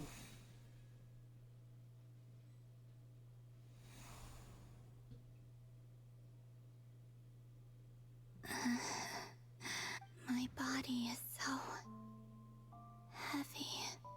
Wait, no. It's my mind that's heavy. My arms and legs are as light as a feather. What's happening to me? I feel drowsy, like I've been asleep for too long.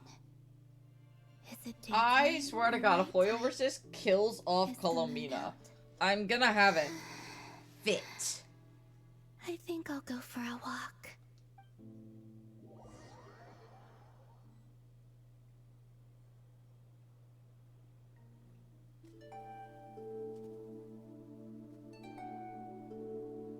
Are you out for a walk too?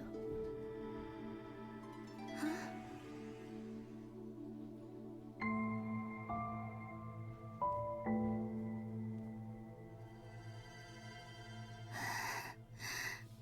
She's become a phantom.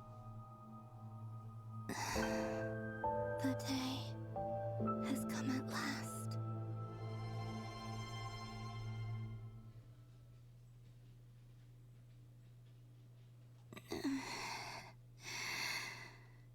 Have I grown so weak that I can't even sustain my physical form? But Moon Prayer Night is nearly here. I was so close to returning home. Death is near. Is this how it ends for me? Will I return to the moon after I disappear? Or... I don't want it to end like this. So far, at least, I still exist. Even if not physically, I can still feel. But as my power wanes, I'm sure that too will fade. I suppose I might take one final Is she look gonna at die? this world. The world where I was born.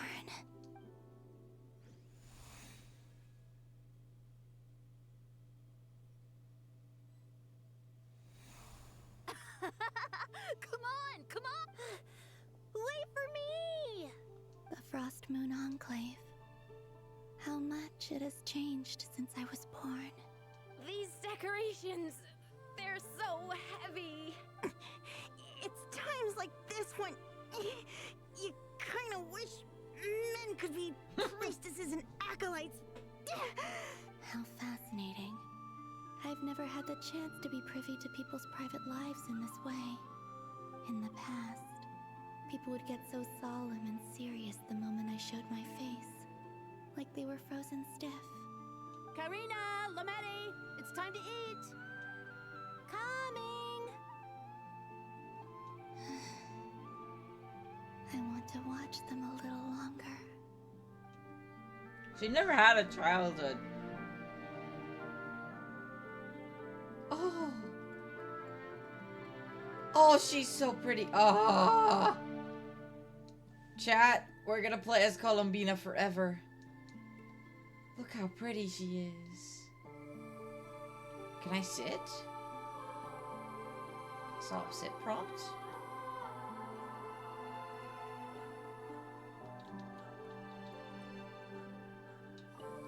She can sit. If she doesn't walk like this in game, I'm gonna be real upset.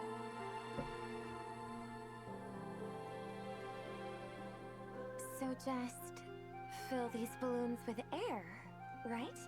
Yep. Try a couple now to test things out. The rest can wait till Moon Prayer Night. Think fast. Rada! Teasing an acolyte of the Frost Moon Scions? Surely that's a punishable offense. Take this! Huh? Alright, enough horsing around.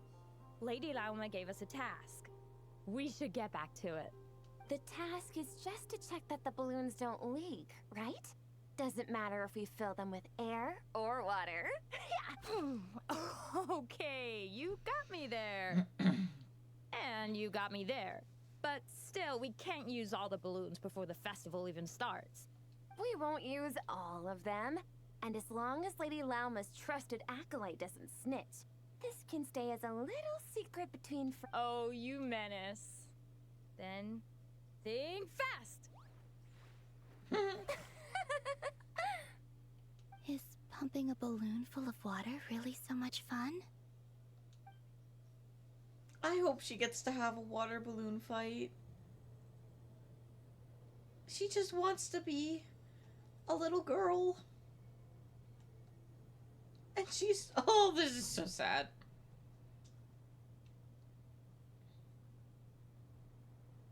I'm sure you're both tired from playing all day. Come on, eat up. A plain, humble meal. That has always been the way of the Frost Moon Scions. Huh? How come Lamatti got a midsummer berry dessert? Oh, I always get Lockaberry. I don't mind sharing. Chad, I'll be right back. You Behave can have yourselves. A bite of mine if I get to have a bite of yours.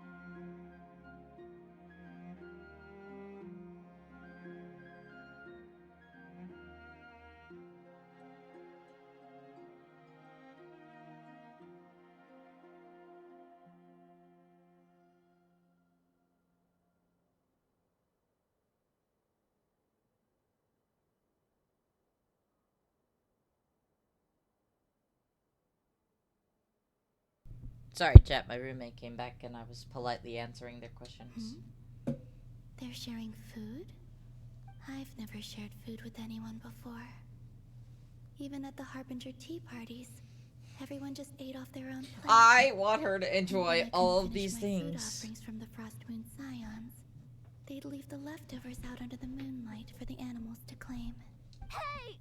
That was 2 bites! Oh, then... Oh, you don't fret now. Here, have some of Granny's too.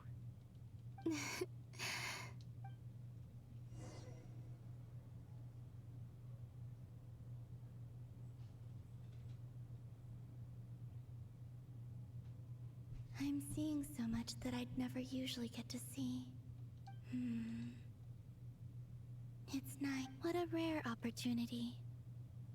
I think I'll go take a look around Nasha Town, too. Maybe the The fact that she actively sought out the Traveler is so sweet, too.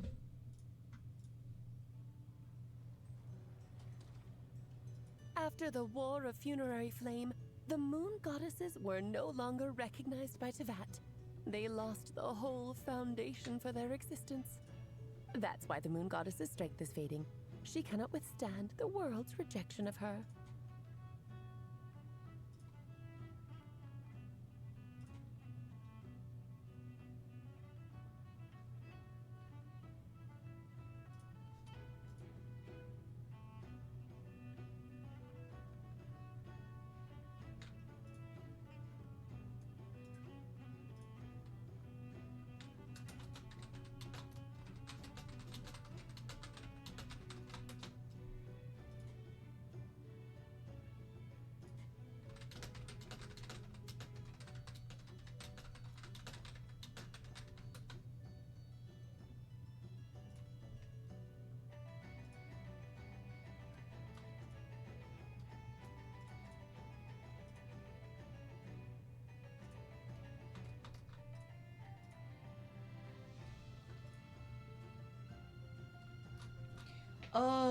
Give me 1 second, chat.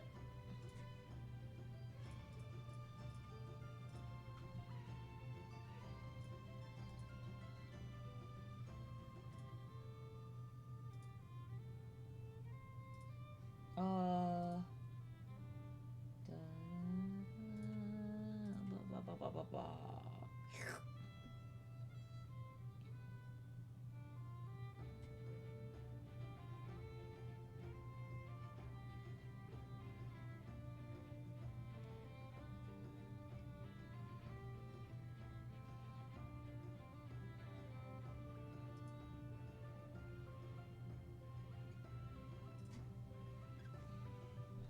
To be more pedantic about it, the moon goddesses did something to offend the heavenly principles, and that's why they were ousted.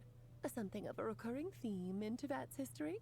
Theoretically, speaking so candidly should put me in their crosshairs too, but they can't tell me what to do. I'll say whatever I want. Anywho, the moon marrow energies were but a drop in the bucket for her, and that battle against the Ray Hair of Solnari only weakened her further. Fortunately, it happened close enough to Moon Prayer Night when the Kuvaki concentration here is high. That's the only reason she managed to survive this long. What do you mean, fortunately? You said she disappeared. We're too late. Ugh, what a headache. I thought this was all common knowledge. I guess I have some more explaining to do. Okay, buckle up. It's time for another lecture.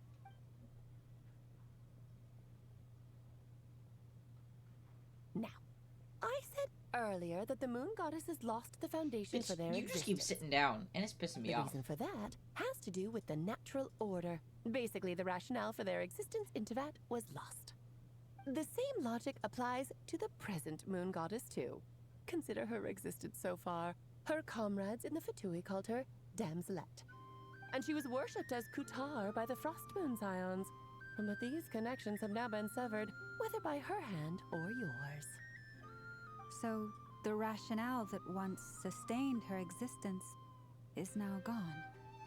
Wait, we did that to her? Oh, well, strictly speaking, yes. But let's not start pointing fingers, shall we? I'll only end up as the big bad villain, and that's not the kind of final boss I want to be.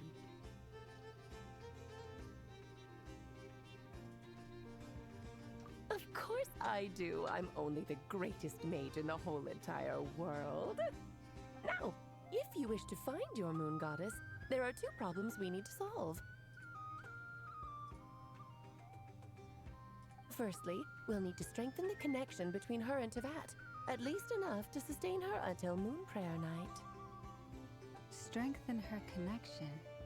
But does that mean I'll have to rally all the Frost Moon faithful behind this? I'm afraid a bygone faith and a former home won't be of any help to her now. Do you know her name? Her name? Yes. Names are very important things. A name is a fundamental concept that anchors one's entire existence.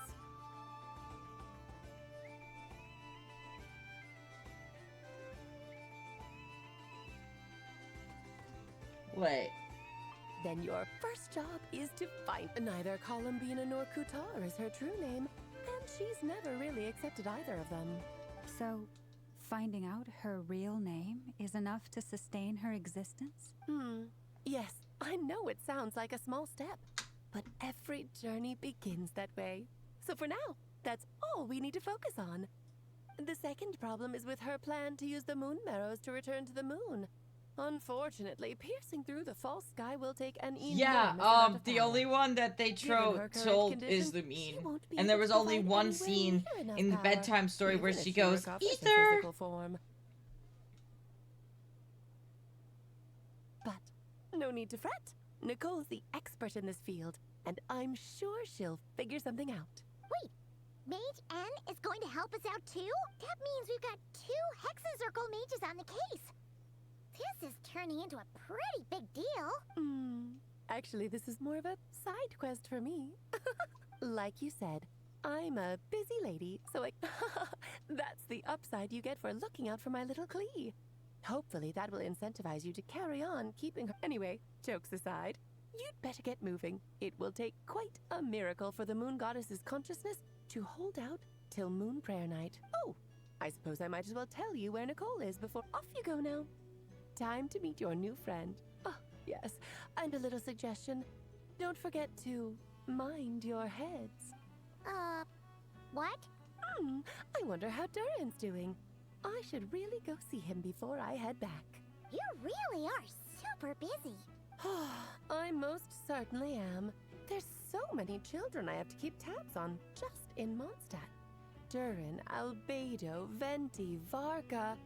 Klee didn't make the list, huh? Of course not. Klee is my pride and joy. I have no qualms about her, because she's the best child in the whole wide world. Oh my god, she loves Klee. I'm glad you agree. Well, all the best. See you when I see you.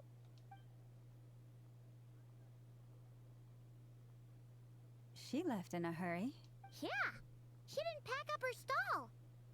Should we handle it for her? I must say, I'm now very curious about her daughter. That's a long story.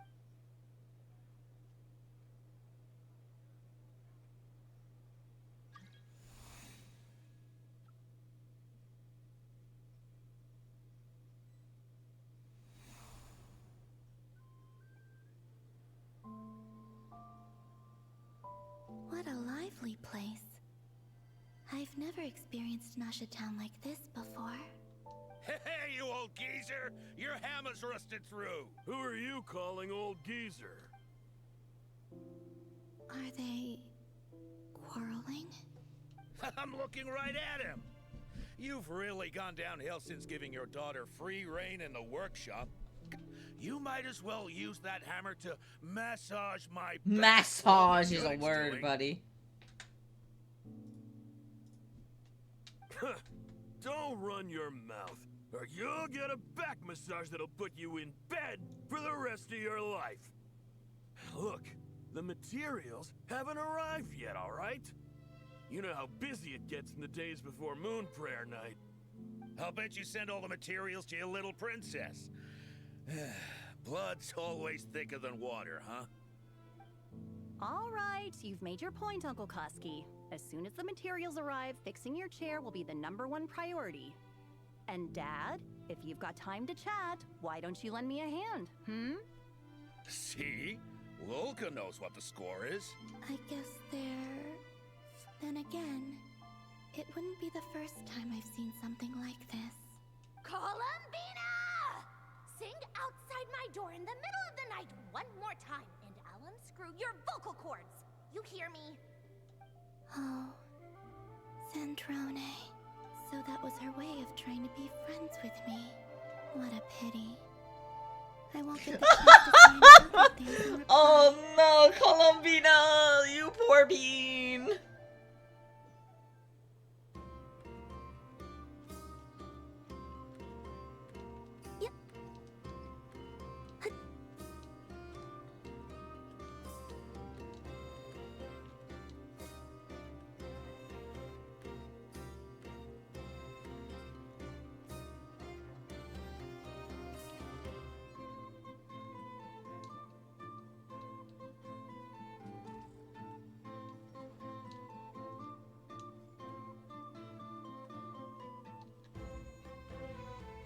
Hey, have you decided what to give her for Moon Prayer Night? I sure have. She's gonna get the surprise of her life when she's least expecting it. Then I'll whip out the ring. The surprise of her life. Cool, I get the picture. You can spare me the gushy details. Ooh, looks like we have a customer. Hello there, ma'am. Would you like some Moon Prayer Night candy? Huh? Is he talking to me? Can he see me? Here you go. Oh. Come back anytime. Right. Now, where were we? She wanted the candy. No. I don't know why, but I still held out hope.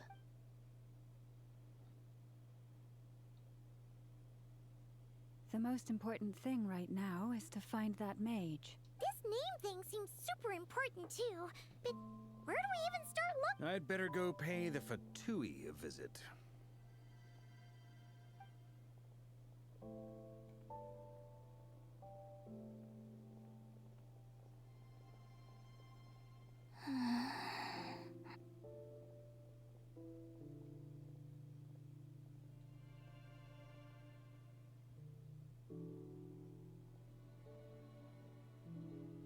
Columbina?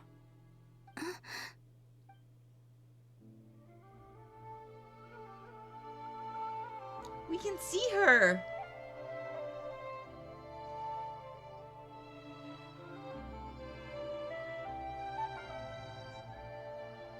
Traveler? Let's go! This is no time to be spacing out!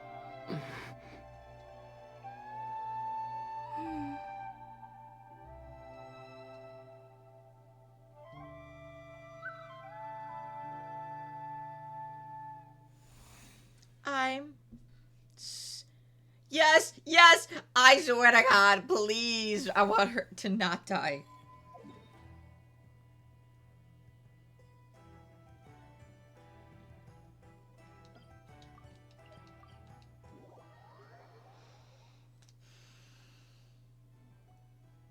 Where are they going?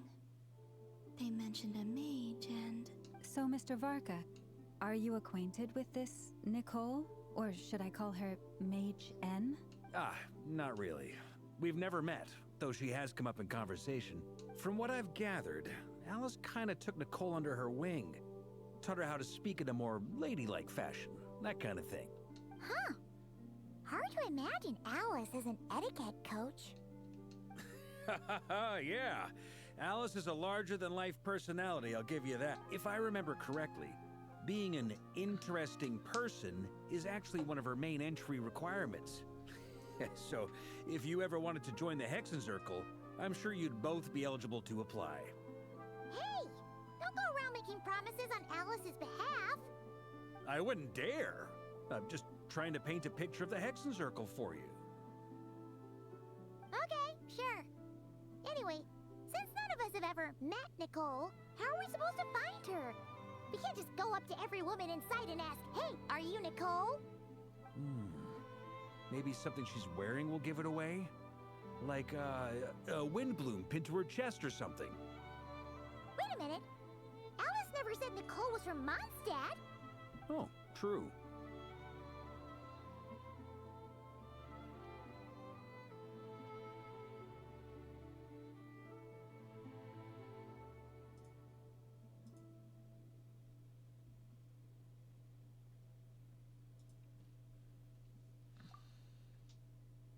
That would be...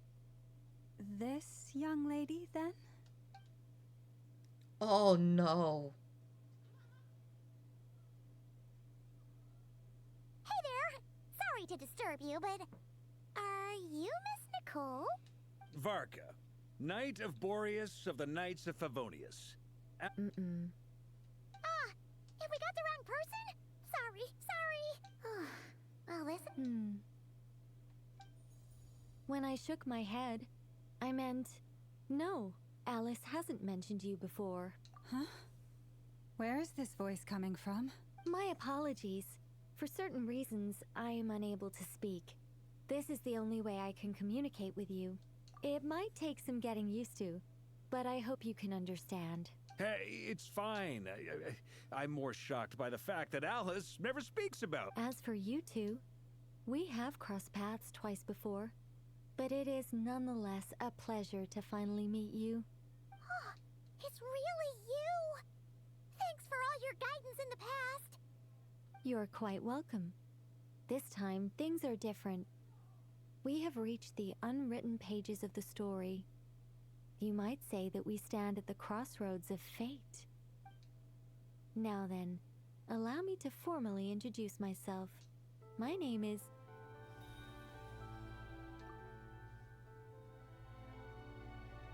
She's so fucking pretty! No, stop! Alice! I can't believe it!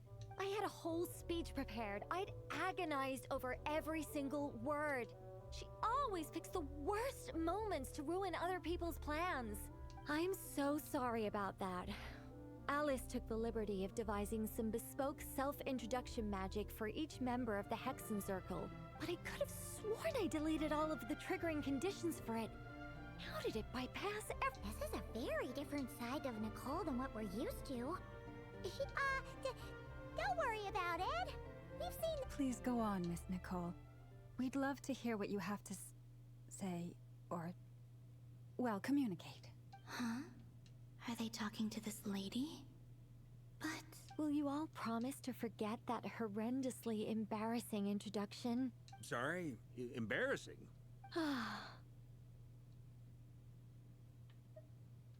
Yes, my name is Nicole, and I am one of a very few angels who have retained... She's a both their Seelie! preferred She's a fucking form Seelie! And their power. The Traveler and Paimon should be no strangers to this concept. There is another of our kind in Natlan. They call her the Lord of the Night. Alright! Paimon remembers... Yes. Well, I have retained more of my power Columbia just than walking she. around in the back. It's because I don't have a long-term duty to fulfill. To be more specific, no. We'll be here all day if... That's right. Is that something you can give us any guidance on? Yes, I do know a way. It began with the Hyperboreans, who lived after the War of Funerary Flame. Or maybe not. It shouldn't be an issue. I'll fill in the gaps for you when we have more time. Anyway, after that war ended, the three moons retreated to beyond the false sky. The Hyperboreans were humans I once aided. They accepted the civilization and creations bestowed upon them by the angels. But despite accepting many blessings of the angels, many among them still held on to their faith in the moons. They were reluctant to accept the new order. Even after the War of Funerary Columbia Flame, just chasing the little guy. they sought to contact the moon goddesses beyond the sky and receive their guidance. But all three had passed away by that point. This mage has a unique method of communicating. Is she talking about the moons? Yes, but they did not know. And so, still they prayed for the moon goddess's mercy. After building titanic structures that consumed vast amounts of Kuvaki, at last they glimpsed the moons and heard their voices. But of course, they were gravely disappointed. For it was then that they realized the three moon goddesses were dead. Oh, that's such a sad story. It is. Humanity was in a very sorry state at that time. The angels who had once aided them were gone. Her ears are and the so War pretty. of I Funerary love Flames little had piece left on them them. homeless and destitute. Just a second, I gotta ask. How relevant is all this history to the task at hand? Well, I mean, it's... Okay, it's been a while since I've had the chance to speak inside someone's head. As soon as I got started, I lost control. What I'm trying to say is... Right, yes, that's it. The relevant part is the ritual created by the Hyperboreans. Ooh, a ritual. The fact that they bypassed the false sky and saw the true moons implies that they successfully built a connection between Tevat and the outside world. Which means, with enough Kuvaki and a sufficiently stable connection, it should be feasible to send one person over the border.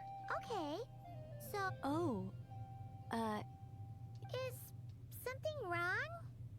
You sound disappointed. I just didn't expect you to summarize it so well. No, please, it's fine. This is invaluable. Oh, really? Well, in that case, I suppose... Whoa, whoa, whoa, time out! The Hyperboreans were the last ones to use this method, right? So we somehow need to find whatever structure they built and make sure... Luckily, we have the moon marrow of both the eternal and iridescent moons, so we're all good for Kuvaki. Which means the key issue we need to focus on is finding the place. Am I right so far?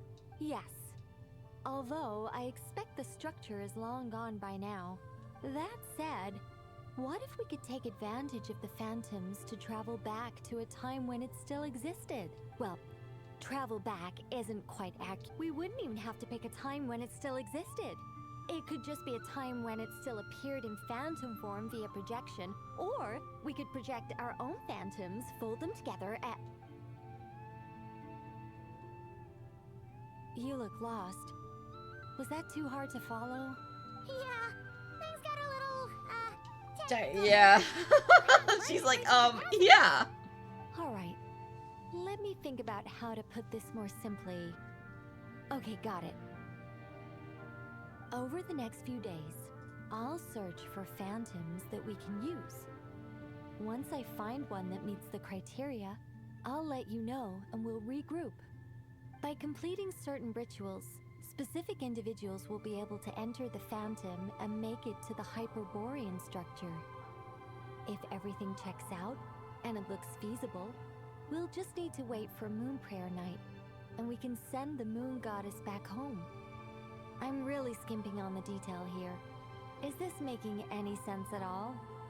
I think so. For now, we'll just wait to hear from you. Yes. Basically, yes. Great. Counting on you. In the meantime, we'll focus on finding the Moon Goddess's name. My name? Are they looking for a way to stop me from disappearing? Excuse me, Miss... Go on, Miss Nicole. This conversation was a little all over the place. I didn't catch your name. I am Lauma, of the Frost Moon Scions. Ah, I did wonder. I noticed that you listened very intently when I spoke about Hyperborea and the moon's history. If you'd be interested, I'd love to visit you this evening and go through it again in greater detail. Also, if you were serious about making a record, it would be too risky to simply write down the raw details as is. I would suggest some tweaks. Maybe rewrite the stories as fairy tales or fables, perhaps even prayers. Anyway, we can cross that bridge when we come to it. So, see you later then? Oh, and no need to prepare anything. Just a cup of tea will do. See ya! She seems friendly. It's just... Hey, chat. My roommates can't find a specific fish in the fish tank. So I'm gonna go help them find said fish in the fish tank. I will be right back.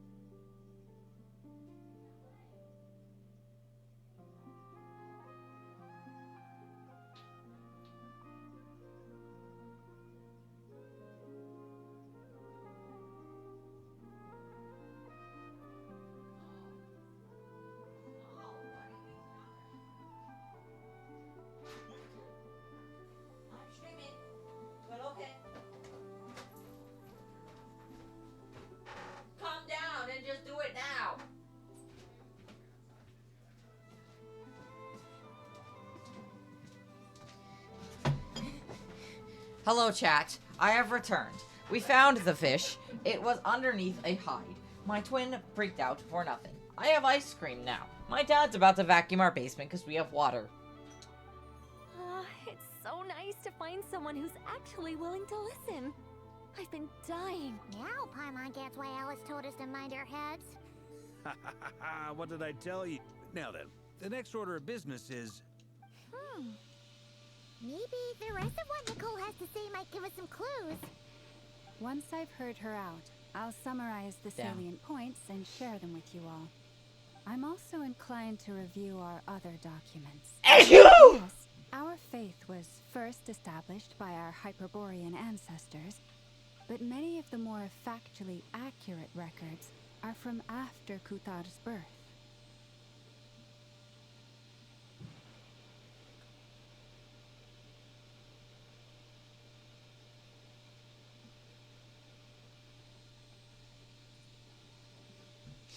Sorry. Sounds like we're gonna follow Columbina's journey through Teyvat, huh? In that case, we'll start by heading to the Frostmoon Enclave.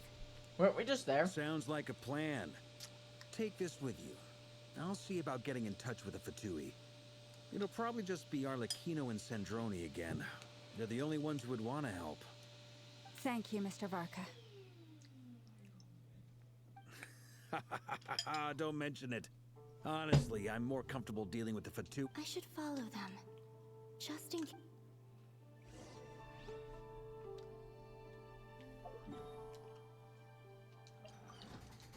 Are you dead? I'm still alive.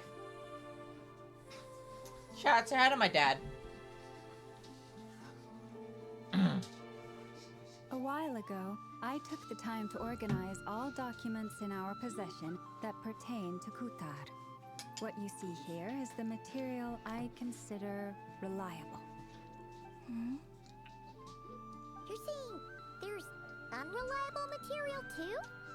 Yes. Most of the information we have was transmitted through an oral tradition.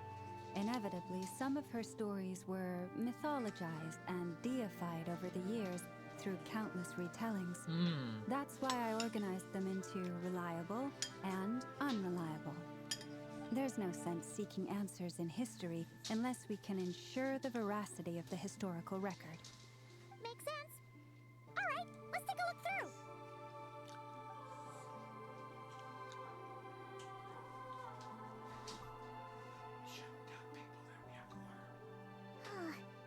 Almost all these records refer to Kutar instead of Columbina.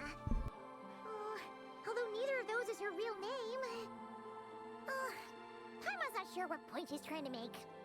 What we can gather from these records is that the Frostmoon Scions worshipped her as a god, placing impossible expectations upon her. I cannot My fault dad them is for their yelling at earnest me, faith, telling me I should but tell for you all about my their basement. devotion, worshipping her day in, day out changed nothing. I imagine that none of it resonated with Columbina. It wouldn't surprise me if, even back then, she had already begun to reject the name Kuthar and everything it represented. Lama speaks the truth. When I heard them call upon Kutar with hope and expectation in their voices, they may as well have been calling upon somebody else.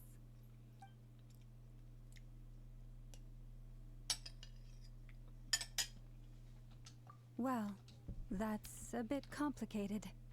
I looked at the level of detail, perceived authenticity, prose style, and how realistic their portrayal of Kuthar seemed to be.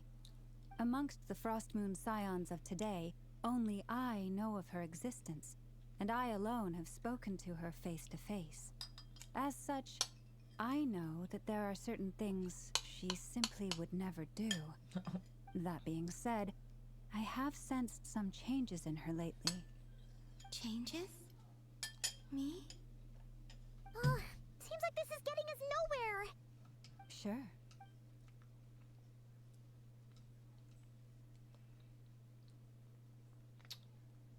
Exerting but a fraction of her divine might, Kutar sheared a great mass from the snow-capped mountain.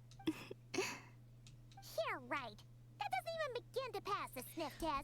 They're taking a thing out of Venti's book where he literally cut a mountain in half because he was thought it was ugly. Only one moon has ever shone for us, and Kutar is her name. The vast majority of ancient texts are filled with Kutar did not speak, merely gazing into the distance in silence. And where her gaze landed, this was her prop. Clearly, whoever wrote this text never even met Kutar. Otherwise, they'd know that her eyes are always closed. What about you, traveler? What are you reading? Come on, let Paimon. The child wished to build a wooden nest with which to shield a fledgling bird from the cold. But being so young, Kutar was passing by. Upon seeing the child, she summoned forward the Kuhenki, who built a beautiful nest for the child. I remember that. Not knowing the meaning of Kutar's divine intervention, the child dared not to respond, and thus ran home to call their parents. But Kutar was gone. The Moon Chanter declared the event a miracle and took the nest as a relic, placing it on high for all to see. The child was named as one favored by the goddess, and was greatly respected amongst the people. Yet, no further miracles were bestowed, and this matter was forgotten in but a few years. Huh. Any thoughts after reading that? Yeah, Columbina probably just wanted to join the kid in making nests. Ah. I'd originally considered this a fabrication, because Kutar did not perform any similar actions in subsequent records. But now that I think about it, it does seem like something Columbina would do.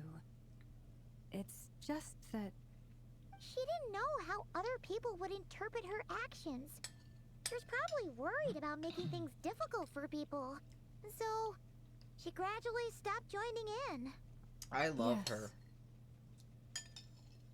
Oh, that's so sad.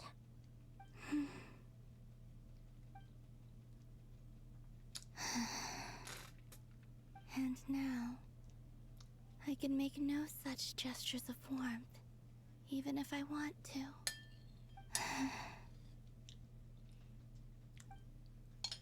Still no name. That's a bit of a shame. But we did learn some interesting stories. That's gotta count for something.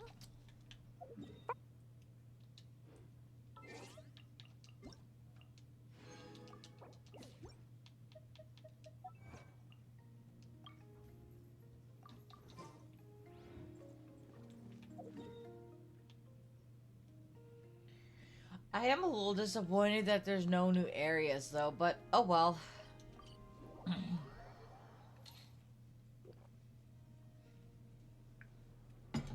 I don't think there's gonna be one for a bit.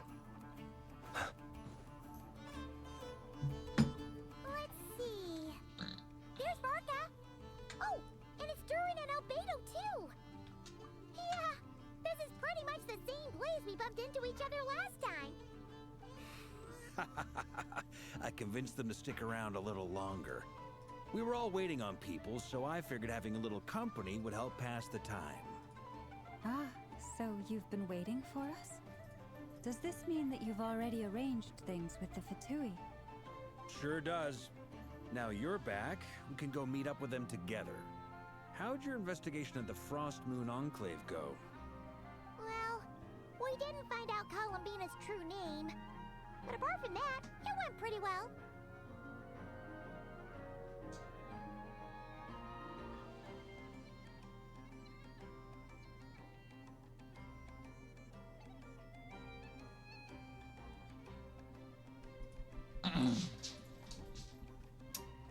Aha, just as well that I didn't tag along then. I'm sure our moon goddess wouldn't want every man and his dog knowing all about her private life. Still, desperate times, desperate measures, I guess. Someone had to do it. So, Varka was waiting on us, but what about you two? Are you waiting for Alice? Oh, no. We already met with her. We discussed that experiment I mentioned to you last time. Oh, and she also handed me this communication device.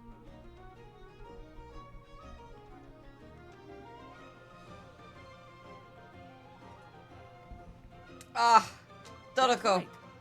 I understand she informed you about the relationship between the phantom phenomena and Tevat's borders, yes? She wants me to help her with some more experiments. She said that she'll contact me through this device with more information. Ah, I see. Following instructions and making Wait, then who exactly are you meeting? Someone you know. Albedo's met him too. But I don't think Miss Lauma or the Grand Master... Is it Scaramouche? Introductions are overrated. Yeah! Scaramouche! Let's fucking go! So, it's not like the academia has prohibitions against going abroad. Also, I applied for leave. I've been writing to Hat Guy since... Hat Guy! No! I've already brought him up to speed on everything that's been going on in Notcry. Hat Guy? Turns out, I actually have heard that name before. Oh? Then why did you react the same way I did? I only knew the name, not the fella. But since we're all here, let's do some introductions for what it's worth. I'm Varka, Grand Master of the Knights of Favonius. Lauma, Moon Chanter of the Frost Moon Scions. And I'm a Drioche from the Vahumana Darshan of the Sumeru Academia. Hat Guy. Good to see you again, Mr. Guy. Mr. Guy. Right here. Mind you, the only reason I came here is because there's someone I want to look into. Who's that? The Doctor, also known as Dottore, second of the Fatui Harbingers. From the tone of your voice, it sounds like there's bad blood between you. I was reviewing our archives and noticed that a lot of information about him was missing. Left a bad taste in my mouth. That's all there is to it. Dottore, or Zondique, as he was then known, once studied at the Academia, but he got kicked out Finally before mentioning he his could actual graduate. name.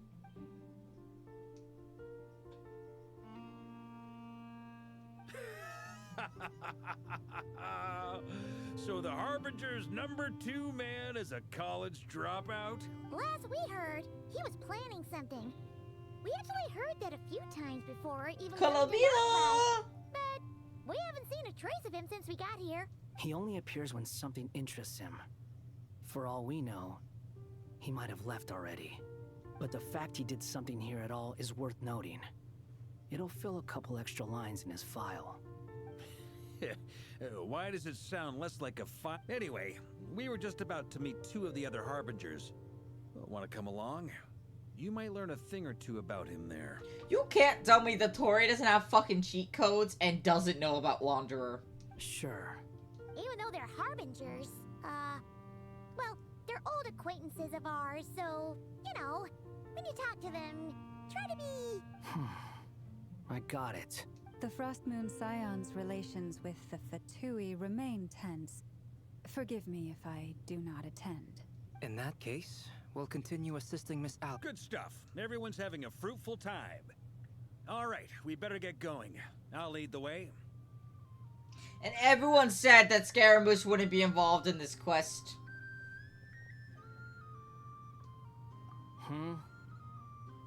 Well, yeah. That's obviously part of it. But I'm not the only one who has a score to settle with him. Neither you, nor Lesser Lord Kusanali, nor I want to see him meddling with things again. What's the hurry?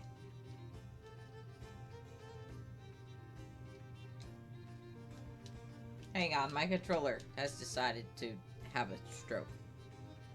Don't worry. Pigeons always know which way home is. Why'd you call Columbina a pigeon?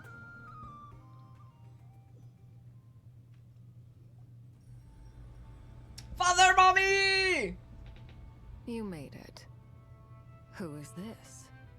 A scholar from Sumeru. They call him Hat Guy. He's an old friend of the Travelers. Wait, this is the Academia representative you wrote about? He doesn't exactly look the part. I believe this will prove my identity. You'll notice it bears the seal of the Sanctuary of Surastana. Well, what do you know? So it does. All right then. My mistake. It's fine. I expected as much. What? So as I mentioned in my letter, the Academia's got its eyes on Dottore. But this matter remains top secret. Apart from those assisting in the investigation, Yes. the fewer Yes, there people was. you know, the better. I'm telling you, Dottore fucking knows, guys. He fucking knows. My wife knows everything. I can't wait to see my wife. I can't wait to see my wife! If anyone asks, I'm here in Nodcry to pursue my personal academic interests.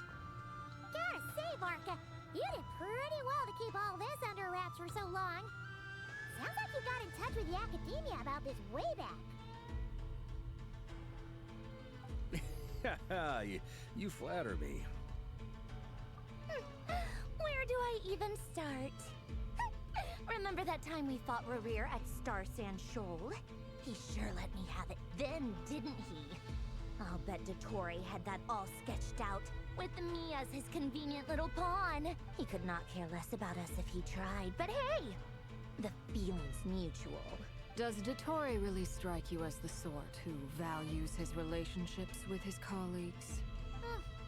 Which is why I always keep my guard up whenever he starts making suspicious moves. To that extent, our motivations align. On top of which, I consider you trustworthy people. Now, back on topic. In the wake of the Reikir of Solnari episode, Sandrone and I grew suspicious about Dottore's complete Hello, inaction Galabi. This is during in the entire background. Having a good affair. time. She's walking So we around. tried She's to like, find out hi, I'm what he'd here. been up to. But he never lets anyone in on his plans. The more he cares about something, the more secretive he gets. Indeed. Perhaps he believes that by keeping a low profile, he can avoid trouble. But that trick isn't going to work on his colleagues. Yeah, I mean, he's been researching the ancient moon's remnants. And he's been trying to get his paws on the moon marrows. Only an idiot would believe he doesn't have something more planned. With this in mind, I returned to Snezhnaya and relayed my thoughts to Her Majesty the Tsaritsa, entreating her to have him recalled. That's pretty direct. Did the Tsaritsa agree? Yes. I made it abundantly clear that the Fatui's business in Nodcry is almost concluded, and we do not need 3 harbingers in this territory. Her Majesty concurred. Accordingly, Dottore has returned at her orders. I imagine he is continuing with experiments, which no one besides he would ever have any interest in. Common sense might mean nothing to him, but he's not stupid. He knows that no good can come from opposing the Tsaritsa. Smarts alone won't get him all the way. He needs the Rooster's resources and Regrator's Mora, both of which the Tsaritsa can strip from him by waggling a finger. But doesn't he have a track record of publicly following orders while going against them in private? He probably has it down to a fine art by now. Wouldn't put it past him. We worked together on a research project once. Only briefly, but it was enough to show me that we're fundamentally different people. He has no interest in doing things methodically, stage by stage. His thoughts jump all over the place, and the moment his curiosity is satisfied, or he gets the results he wants, he disappears. The only similarity we share is that, once we set our minds on doing something, we will see it done, whatever it takes. Well, we definitely saw some of that in your battle with Rairer. You got so competitive. Ugh, do not remind me. Then I believe we all concur. Dottore will not simply give up. Fantastic. Now this is turning into a whole day of unpleasant memories. Ugh. Are you talking about the moon marrow stuff? He also strikes me as the kind of person to disregard experimental regulations, ruin all the equipment, and go way over budget. Then leave the first person he can find to deal with the fallout. Exactly. This one time, he was running some high-temperature experiment and the substance exploded. But that gas was poisonous. If I hadn't been there, who knows how many people might have died. And after all that, he left while I was still cleaning up after his mess. What a waste of time, he said. A waste of time? Galamina's trying to poke her. Waste You've been bottling that up for a while, huh? Hat guy, I must say, you seem awfully familiar with internal Fatui affairs. Thank you, Lady Harbingers, for providing such valuable information. I have no other questions for now. Wait, what? You're just gonna leave? You're welcome to join if you want. Ugh. Just when Paimon thought he'd finally mellowed out. Arlecchino fucking noticed! He makes quite the impression. I'll say, I've met tons of headstrong people, but not many of them would join me in bad-mouthing Dottore. Anyway, back to the main agenda. Barca, you said that Columbina has gone missing? Or rather, disappeared. Yeah. We're working on building a connection between her and this world. The simplest method is to find out her real name. I've actually asked her that question before, but she said she didn't know. As far as I recall, she was never dispatched by Her Majesty to claim a gnosis or anything like that. That Tsaritsa's plans had long contained a place specifically for her. I always thought that was weird. What could she do that the rest of us couldn't? Knowing what we do now, it's probably something related to Kavaki, right? More than likely. When she first arrived, Columbina would often go to Her Majesty and ask when she could start the task assigned to her. But Her Majesty always gave the same reply. The time has not yet come. So she spent her days in Snezhnaya doing basically nothing. The Tsaritsa has summoned a beautiful blind maiden to be a harbinger, giving her the third seat by virtue only of her enchanting voice. It was a dumb and stupid rumor, but the reality of the situation made it hard to refute. And what happened after that? I imagine she stopped caring. She no longer seemed to care why she had been recruited. Yeah, and honestly. Her Majesty never gave her any missions, so she just continued to sing in the flower garden. For my part, I was busy. So busy, in fact, that watching someone be that idol had me fuming.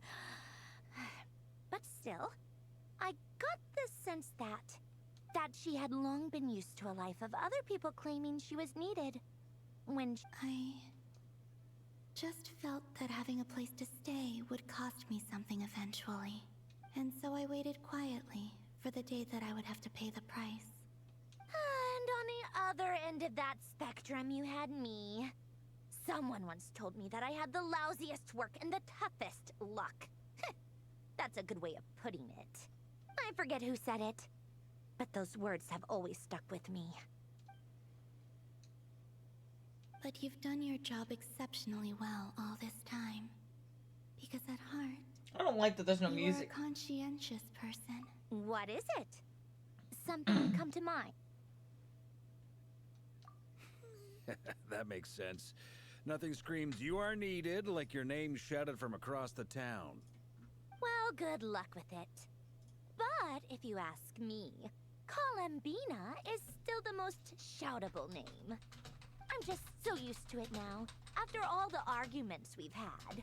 I can't be bothered trying to remember another name for her. Nor I. Sandrone. Arlecchino.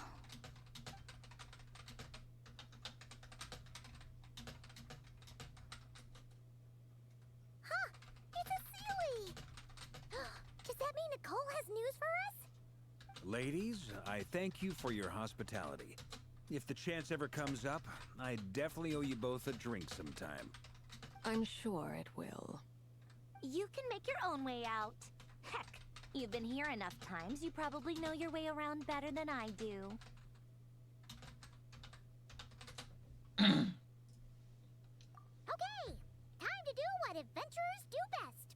Follow that Sealy!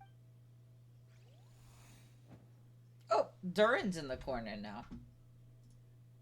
My tail's kind of blocking it, but like, yeah. Here you are.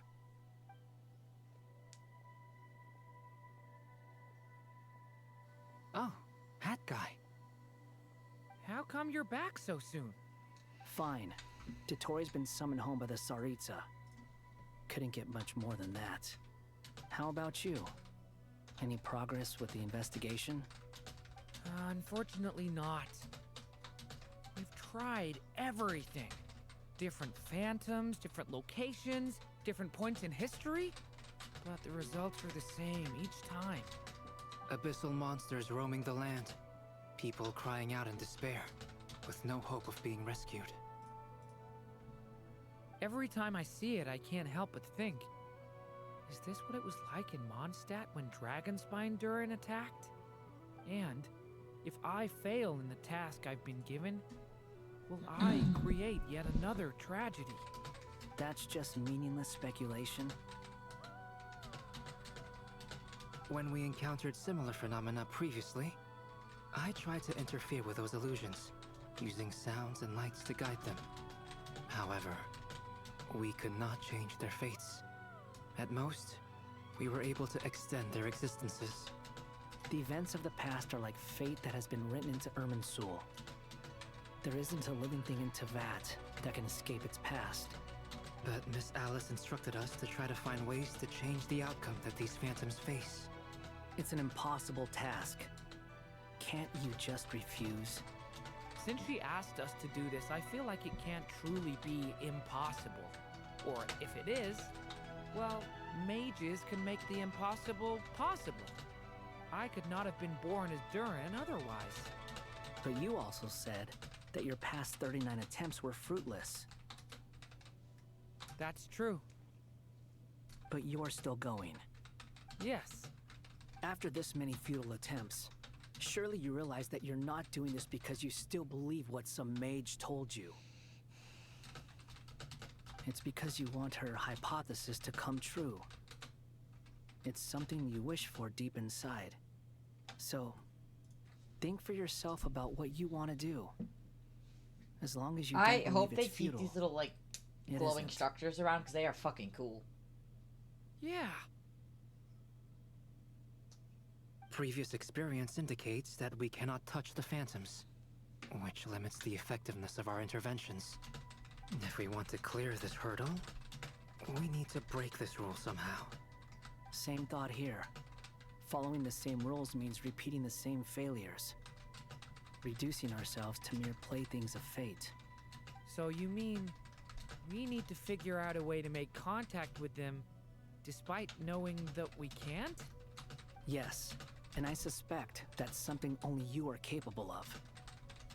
Everything in Teyvat is logged in Irminsul, but the withering that once occurred in Sumeru was a sign that the Great World Tree was being corrupted. This corruption allowed things that should not have existed in Teyvat to appear. This is tantamount to rewriting reality to an extent. You're saying abyssal power might be able to affect those phantoms? No one's ever tried it before. If you're gonna try it, it'll take courage. And you have to be confident that you can control it. Is anyone there? Has anyone seen my daughter? She's missing. I have to find her. What are those hats? What are those hats, bro? I hear someone inside. Spargana? If I can use my abyssal powers to warn him that there is danger here, maybe it'll change. Yes. The important thing is not the nature of the power, but rather how you use it. To intimidate and obstruct. Sounds about right for the Abyss. Well, let me try. I should be able to influence that thing. Have you seen a little girl? Okay, I will be right back. As much as I would love to continue, I need to poop. So, I'm gonna go take a fat shit, and I'll be back, chat. I hear someone inside. Spargana? Are you in there? Hi, kitty. Hi, kitty.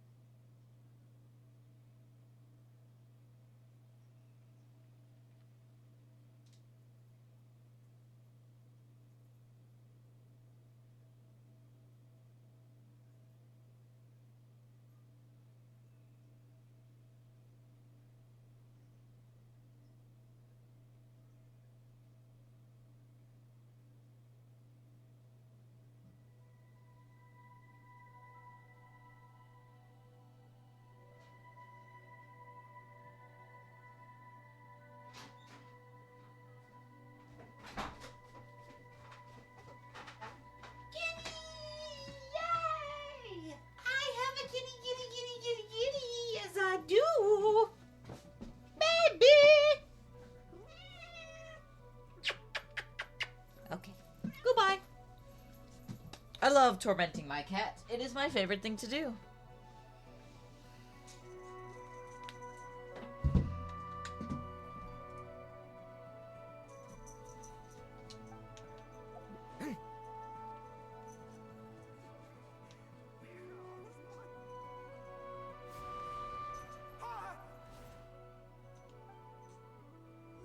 Have you seen a little girl?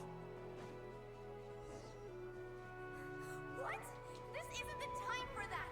Just run!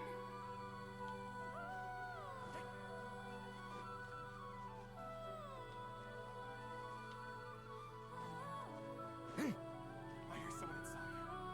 Spargana? Are you in there? What is this? It's dangerous. I should get out of here.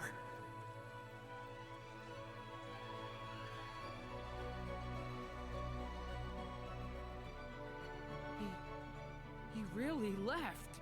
Ha! We did it! Don't celebrate too soon. Follow him. See what he does next. Monsters approaching from the front. You need to stop them and create an opportunity for him to hide.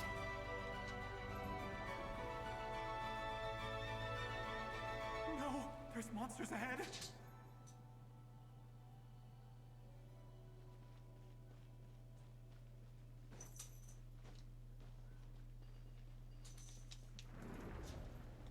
Wait, is that the barrier I saw earlier? Why is it appearing now? It's as if someone's controlling it. The monsters are gone. Okay.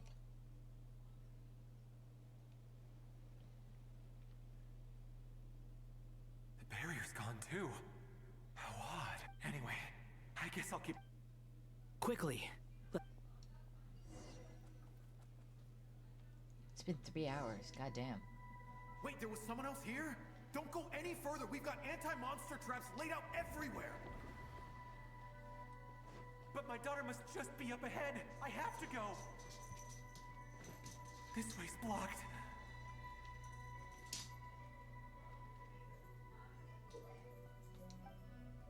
We might be able to use the explosives over there, but we need to take care not to hurt him.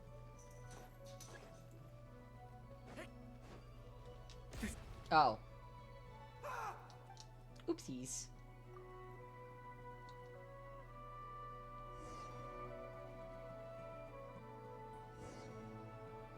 Wait, there was someone else here?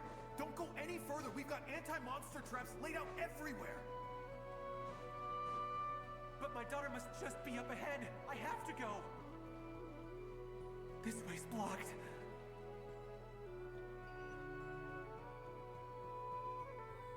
We might be able to use the explosives over there, but we need to take care not to hurt him. I'll use the barrier to keep him at a safe distance. This barrier seems to be helping me somehow. Hey, wake up!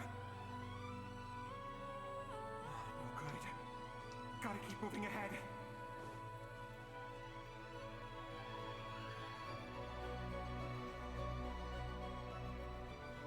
So many monsters! There's still a chance, Durin. Use the traps.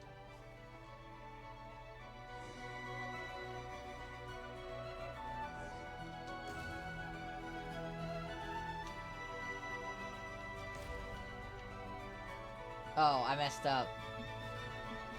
Help me!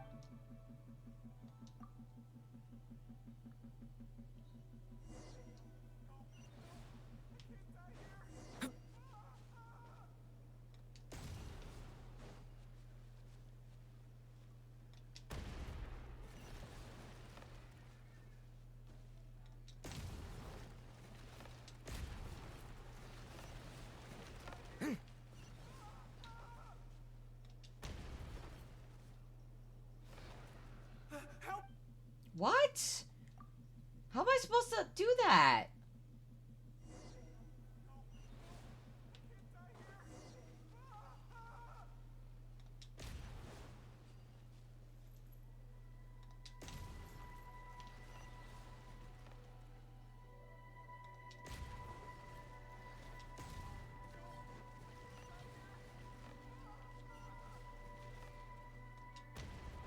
No, what the fuck? That's nearly impossible to do.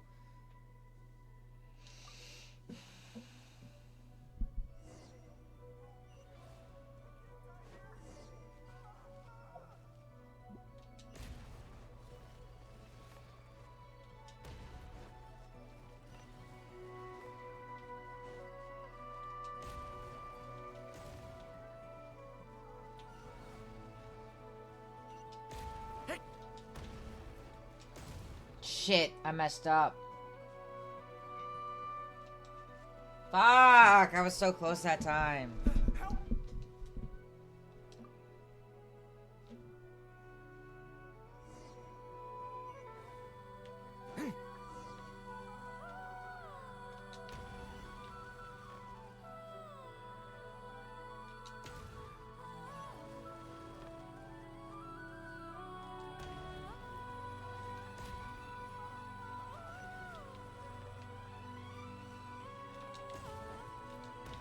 Fuck you, you stupid ass motherfuckers. Stop saying help me!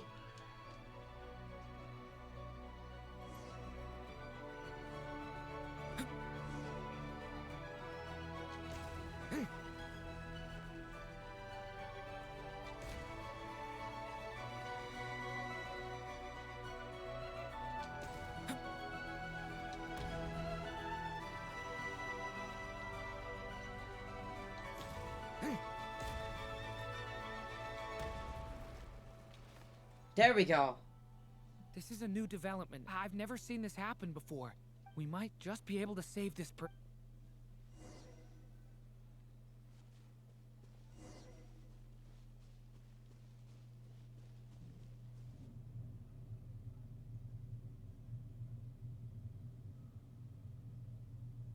Hello there.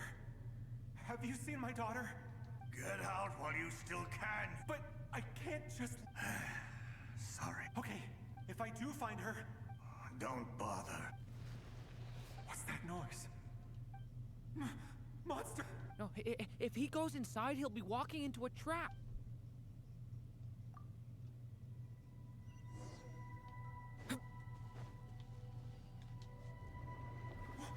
Why? How will I know where Spargana's gone like this? You know what? I'll trust this strange barrier. It's gotten me this far after all.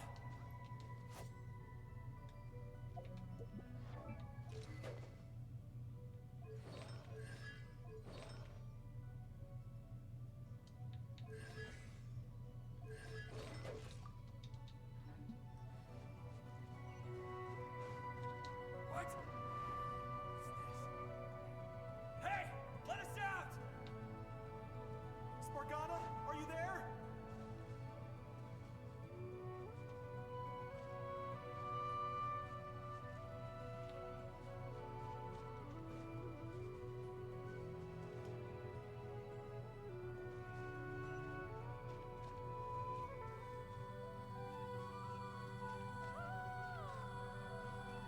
What?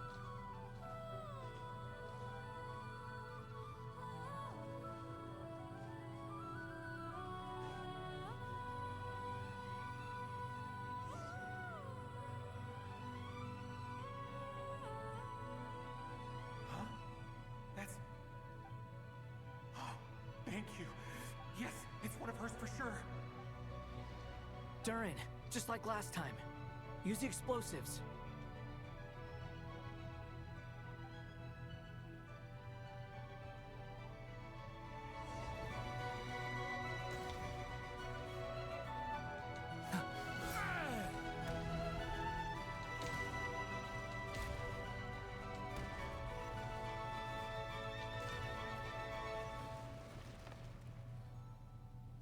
Nice. It won't work. There's not enough left. If he makes it in, he'll die. But then, this clue could be the key to him finding his daughter. It might not be the only one. Better he misses that clue than loses his life. I guess so.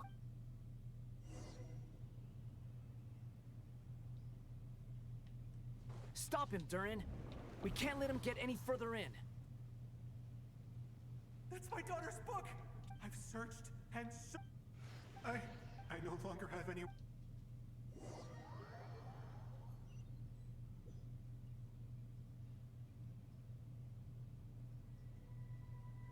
I'm sorry.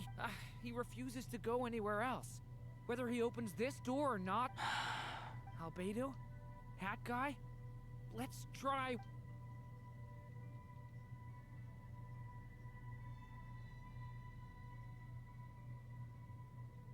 Why am I here? What's going on?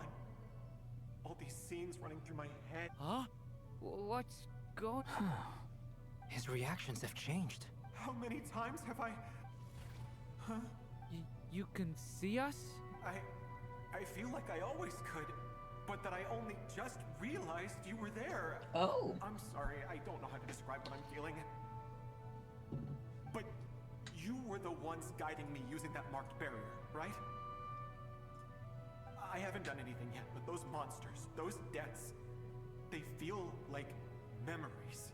Like things I really did experience. I won't find my daughter. In fact, I'll ultimately die trying to find her. No. Yes, it is. Even so, we're trying to find a way out of this. You've not seen my daughter either. It seems she really isn't here. I'm sorry we couldn't help you. I'm just... How long do I have left? Experience says 15 to 20 minutes. 15 to 20. Thank you for all your help. Let's... Now's not the time for you to start pitying us. It's not pity. I'm just...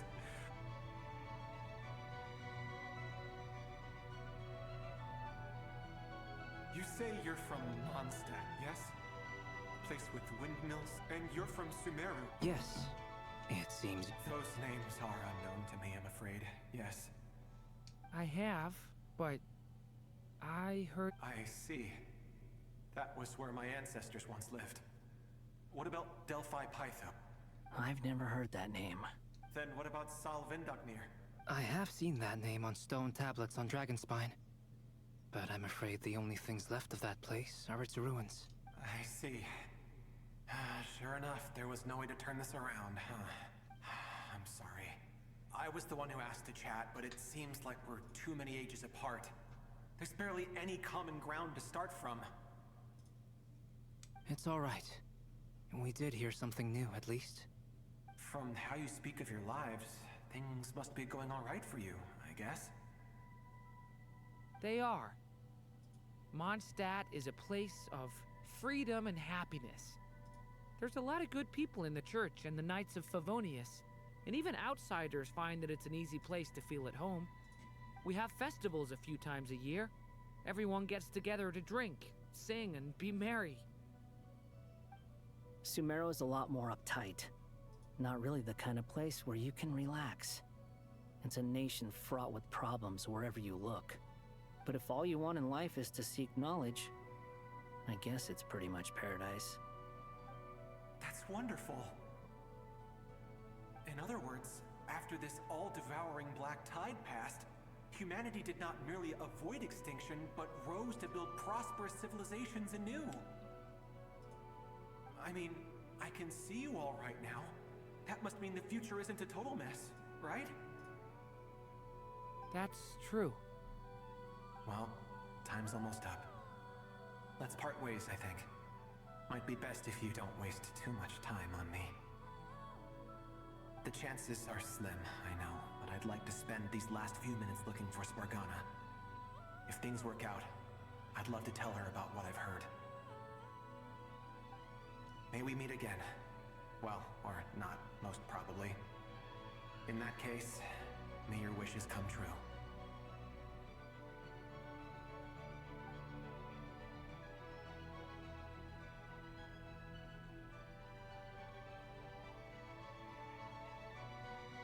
He's gone. In a few minutes, he will meet the end that was his to begin with. The ending of this tale did not change, but I believe that we've just made the most progress we have yet. May your wishes come true. If only it were so simple.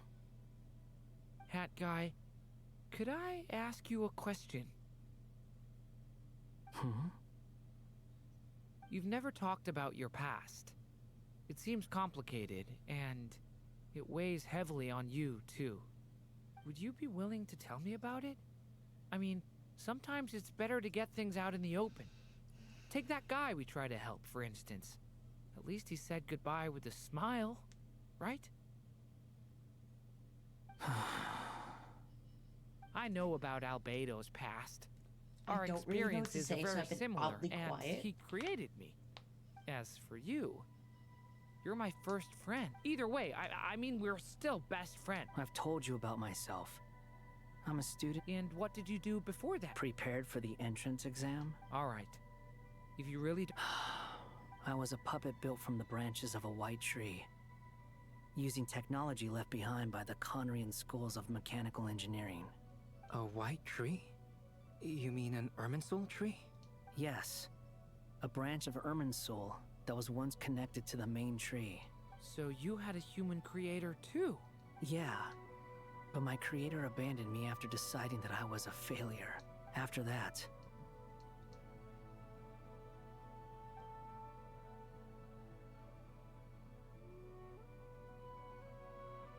Durin. Resisting the influence of the Abyss, suppressing the urge to destroy, trying to do the right thing. None of these things are easy. But no matter how hard they are, trying to rewrite past wrongs is far harder. You asked me if you would create a new tragedy if you failed. I told you there was no point speculating about that. But the real answer is, yes, you absolutely will. That guy. But at least you've got people here to help steer you away from the wrong path. So, just keep aiming towards the light. I will. I promise. All right, break time's over. Hello? Hello, friends, it's me. What have you been up to, I'm detecting some unmistakable fluctuations here at the border. The amplitude isn't particularly high, but they're completely different signals from the ones before. And the scale is comparable to those I've detected previously. Alice, we were unable to save that person. However, he appears to have retained a portion of the memories gained through that cycle, and was able to hold a conversation with us. I see. Well, that is rather odd indeed. It definitely merits further attention. Could I trouble you to keep trying the same approach? I need to gather some more data. Counting on you. I should probably have Nicole come and check this out as well. Oh, that was it? Okay.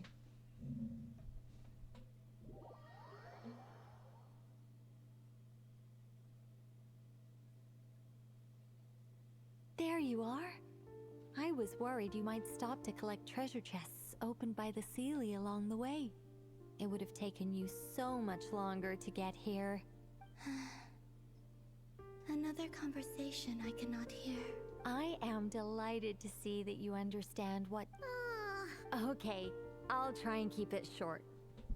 My senses are telling me that this is where we shall find the entrance to the ruins. Oh, cool! Well, what are we waiting for? Patience.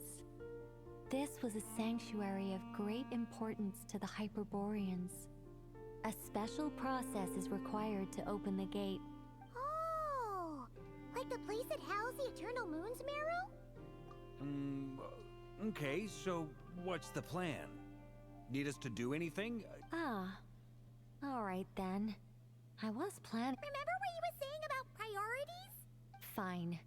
Simply put, we need 3 human representatives to successfully undergo a process of Kuvaki resonance.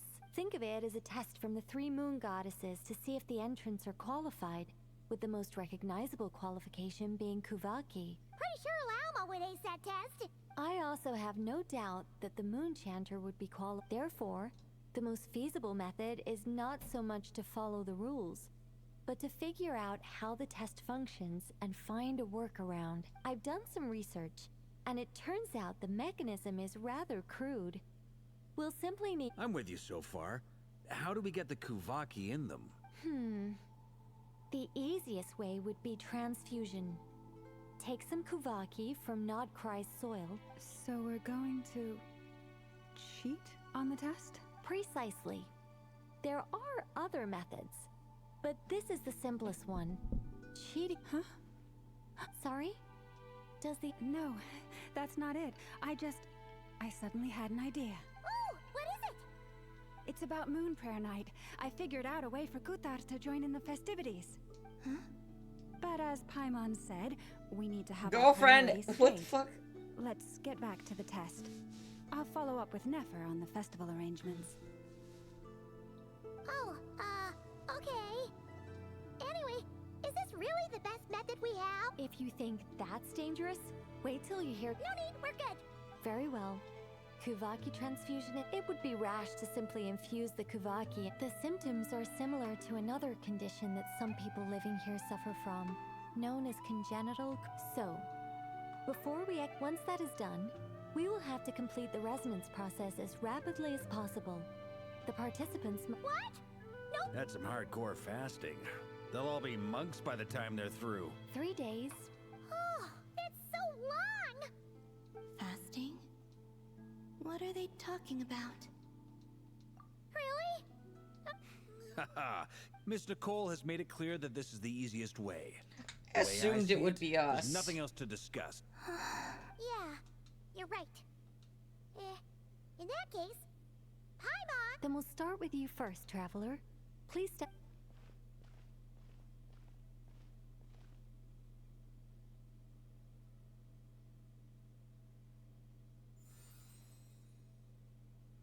Don't we How's already it going? have Kuvaki Do you in us? feel anything? How about now?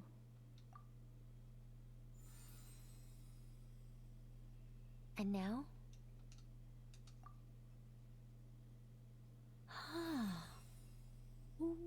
What about now? You guys, it's not a competition, you know. All right, I'm officially impressed. Even, it's like I summoned a giant stone titan to arm wrestle you, and your arm Goddamn. doesn't even move. In my last attempt, I infused 5 times the amount of Kuvaki required. Yes, safe to say, compatibility won't be in your next, Mr. Varka. Sure. Here goes... All right, I'll start where we left off. Whoa, whoa, whoa. Hey, wait a minute.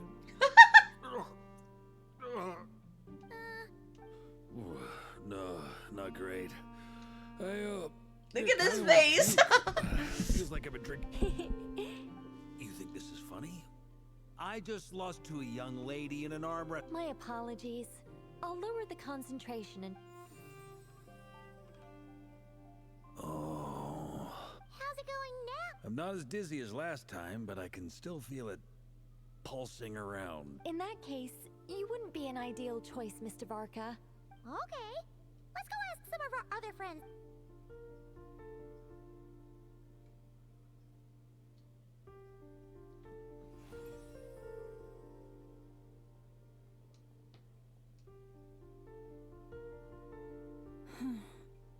No surprises here, Miss Moon.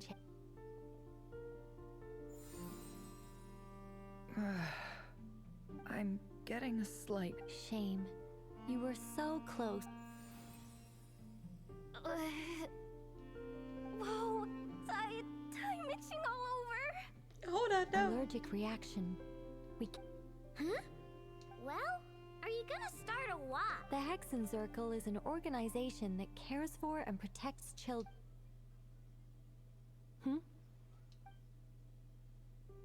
Is something the matter? The candidates have... I guess that rules me out too. Huh. Everyone except the Moonchanter got beaten. Guess I don't need to feel so bad after all. Perhaps I could ask for volunteers among the Frost Moon Sun. I'll see about talking to some trusted Lightkeeper colleagues. No, big plans. Spring. In fact, I think we had some former Frost Moon Scion. Can you give me the scientific explanation for how the test works? I can probably make some kind of test bot. Then we can just zip through Nasha Town, going up to people and pressing a button to check their status. Wouldn't that be way easier? No. Wow. No. How about I contact the Knights of Favonia's garrison in the Wave Chaser plane? strange. The moon goddess is clearly revered by many people. So why is she on the brink of disappearing? She mentioned that the world has rejected her from the very beginning. And when we fought the Raikir of Salnari, Also, Paimon's not sure revered is the right word for how people feel about. Gratitude, certainly. It's basic reciprocity. She helped us, so she deserves our help in return. Yeah. Even though she looked like she didn't care, she still saved a ton of people. I hope we find someone. including Damn. me. A review of the relevant data leads me to conclude that Miss Columbina is a good person. Yep, you bet. They really think so? I'm super surprised that Columbina isn't her actual name, though. I think it really suits her. I know, right? Unfortunately, that's not our decision to make. Columbina. That was the code name the Fatui gave me. But is that real? Is there anyone left who will still call me by that name?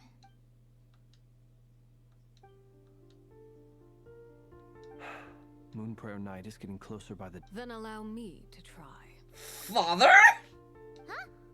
What are you doing here? You contacted your friends via the Adventurers Guild. Sandrone has been keeping an eye out for something like that, so she informed me. Since I have the ability to accommodate a moon marrow, I should prove to be a suitable candidate. I'm so happy they included Arlecchino in this. Arlecchino. When can we begin? I see. We can begin right away.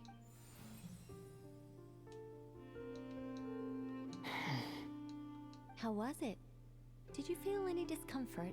Not at all. Then it seems we shan't need to look for additional candidates after all. Great! Cool. All right, like Paimon said, the rest of us. Then, my job is to take care of the caretakers. I will ensure everyone receives food and accommodation. I'm ready as well.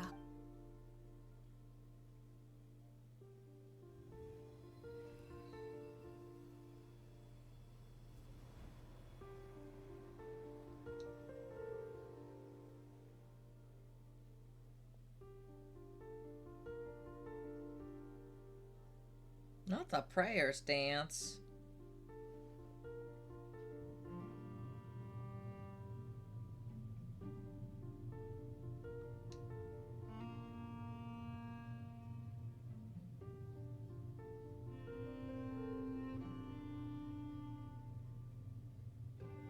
Like, they stand around for 3 days praying?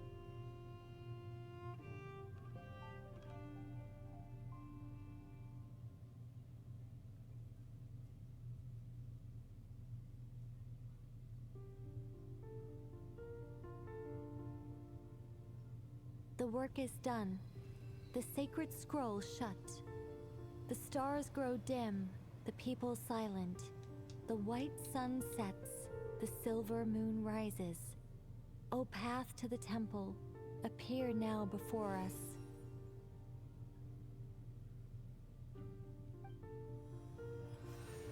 Hey! Wow! So that's what all this is about. Come, let us enter. It might be best to eat something first. Take care to chew properly and swallow. They will head in soon. They will need to enter this gate.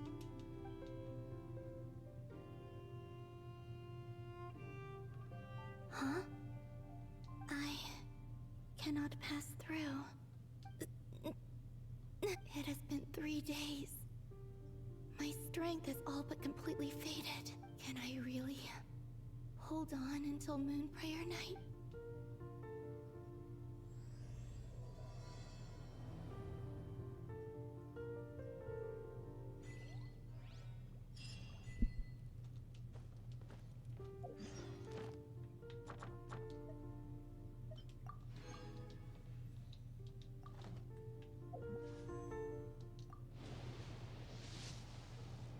No, Durin.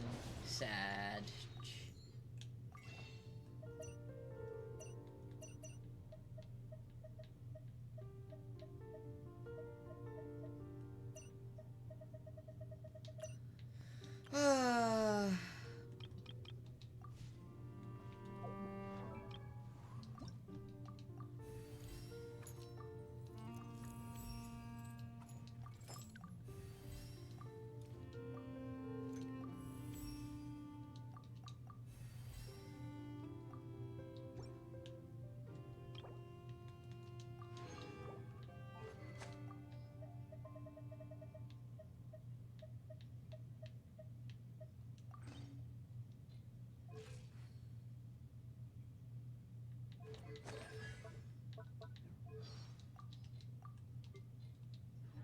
who wishes to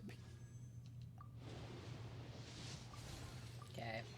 peer into the abyss needs simply to wander through Nodcry on a misty night. I'm gonna have to probably call it here. As much as I would love to continue with the story and keep going, Sure to drag I you have into to the get up darkness. tomorrow. I've got a few things to do, so for now,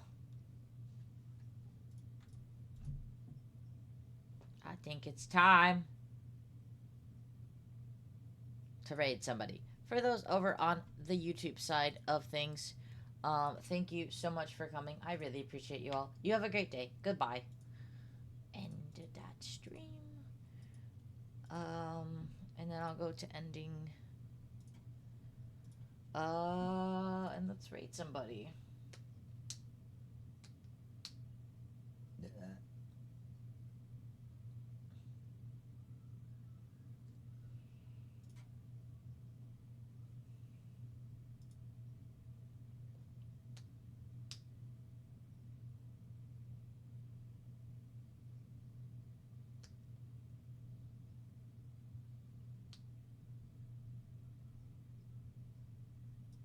Tent alive. I rate Tenta.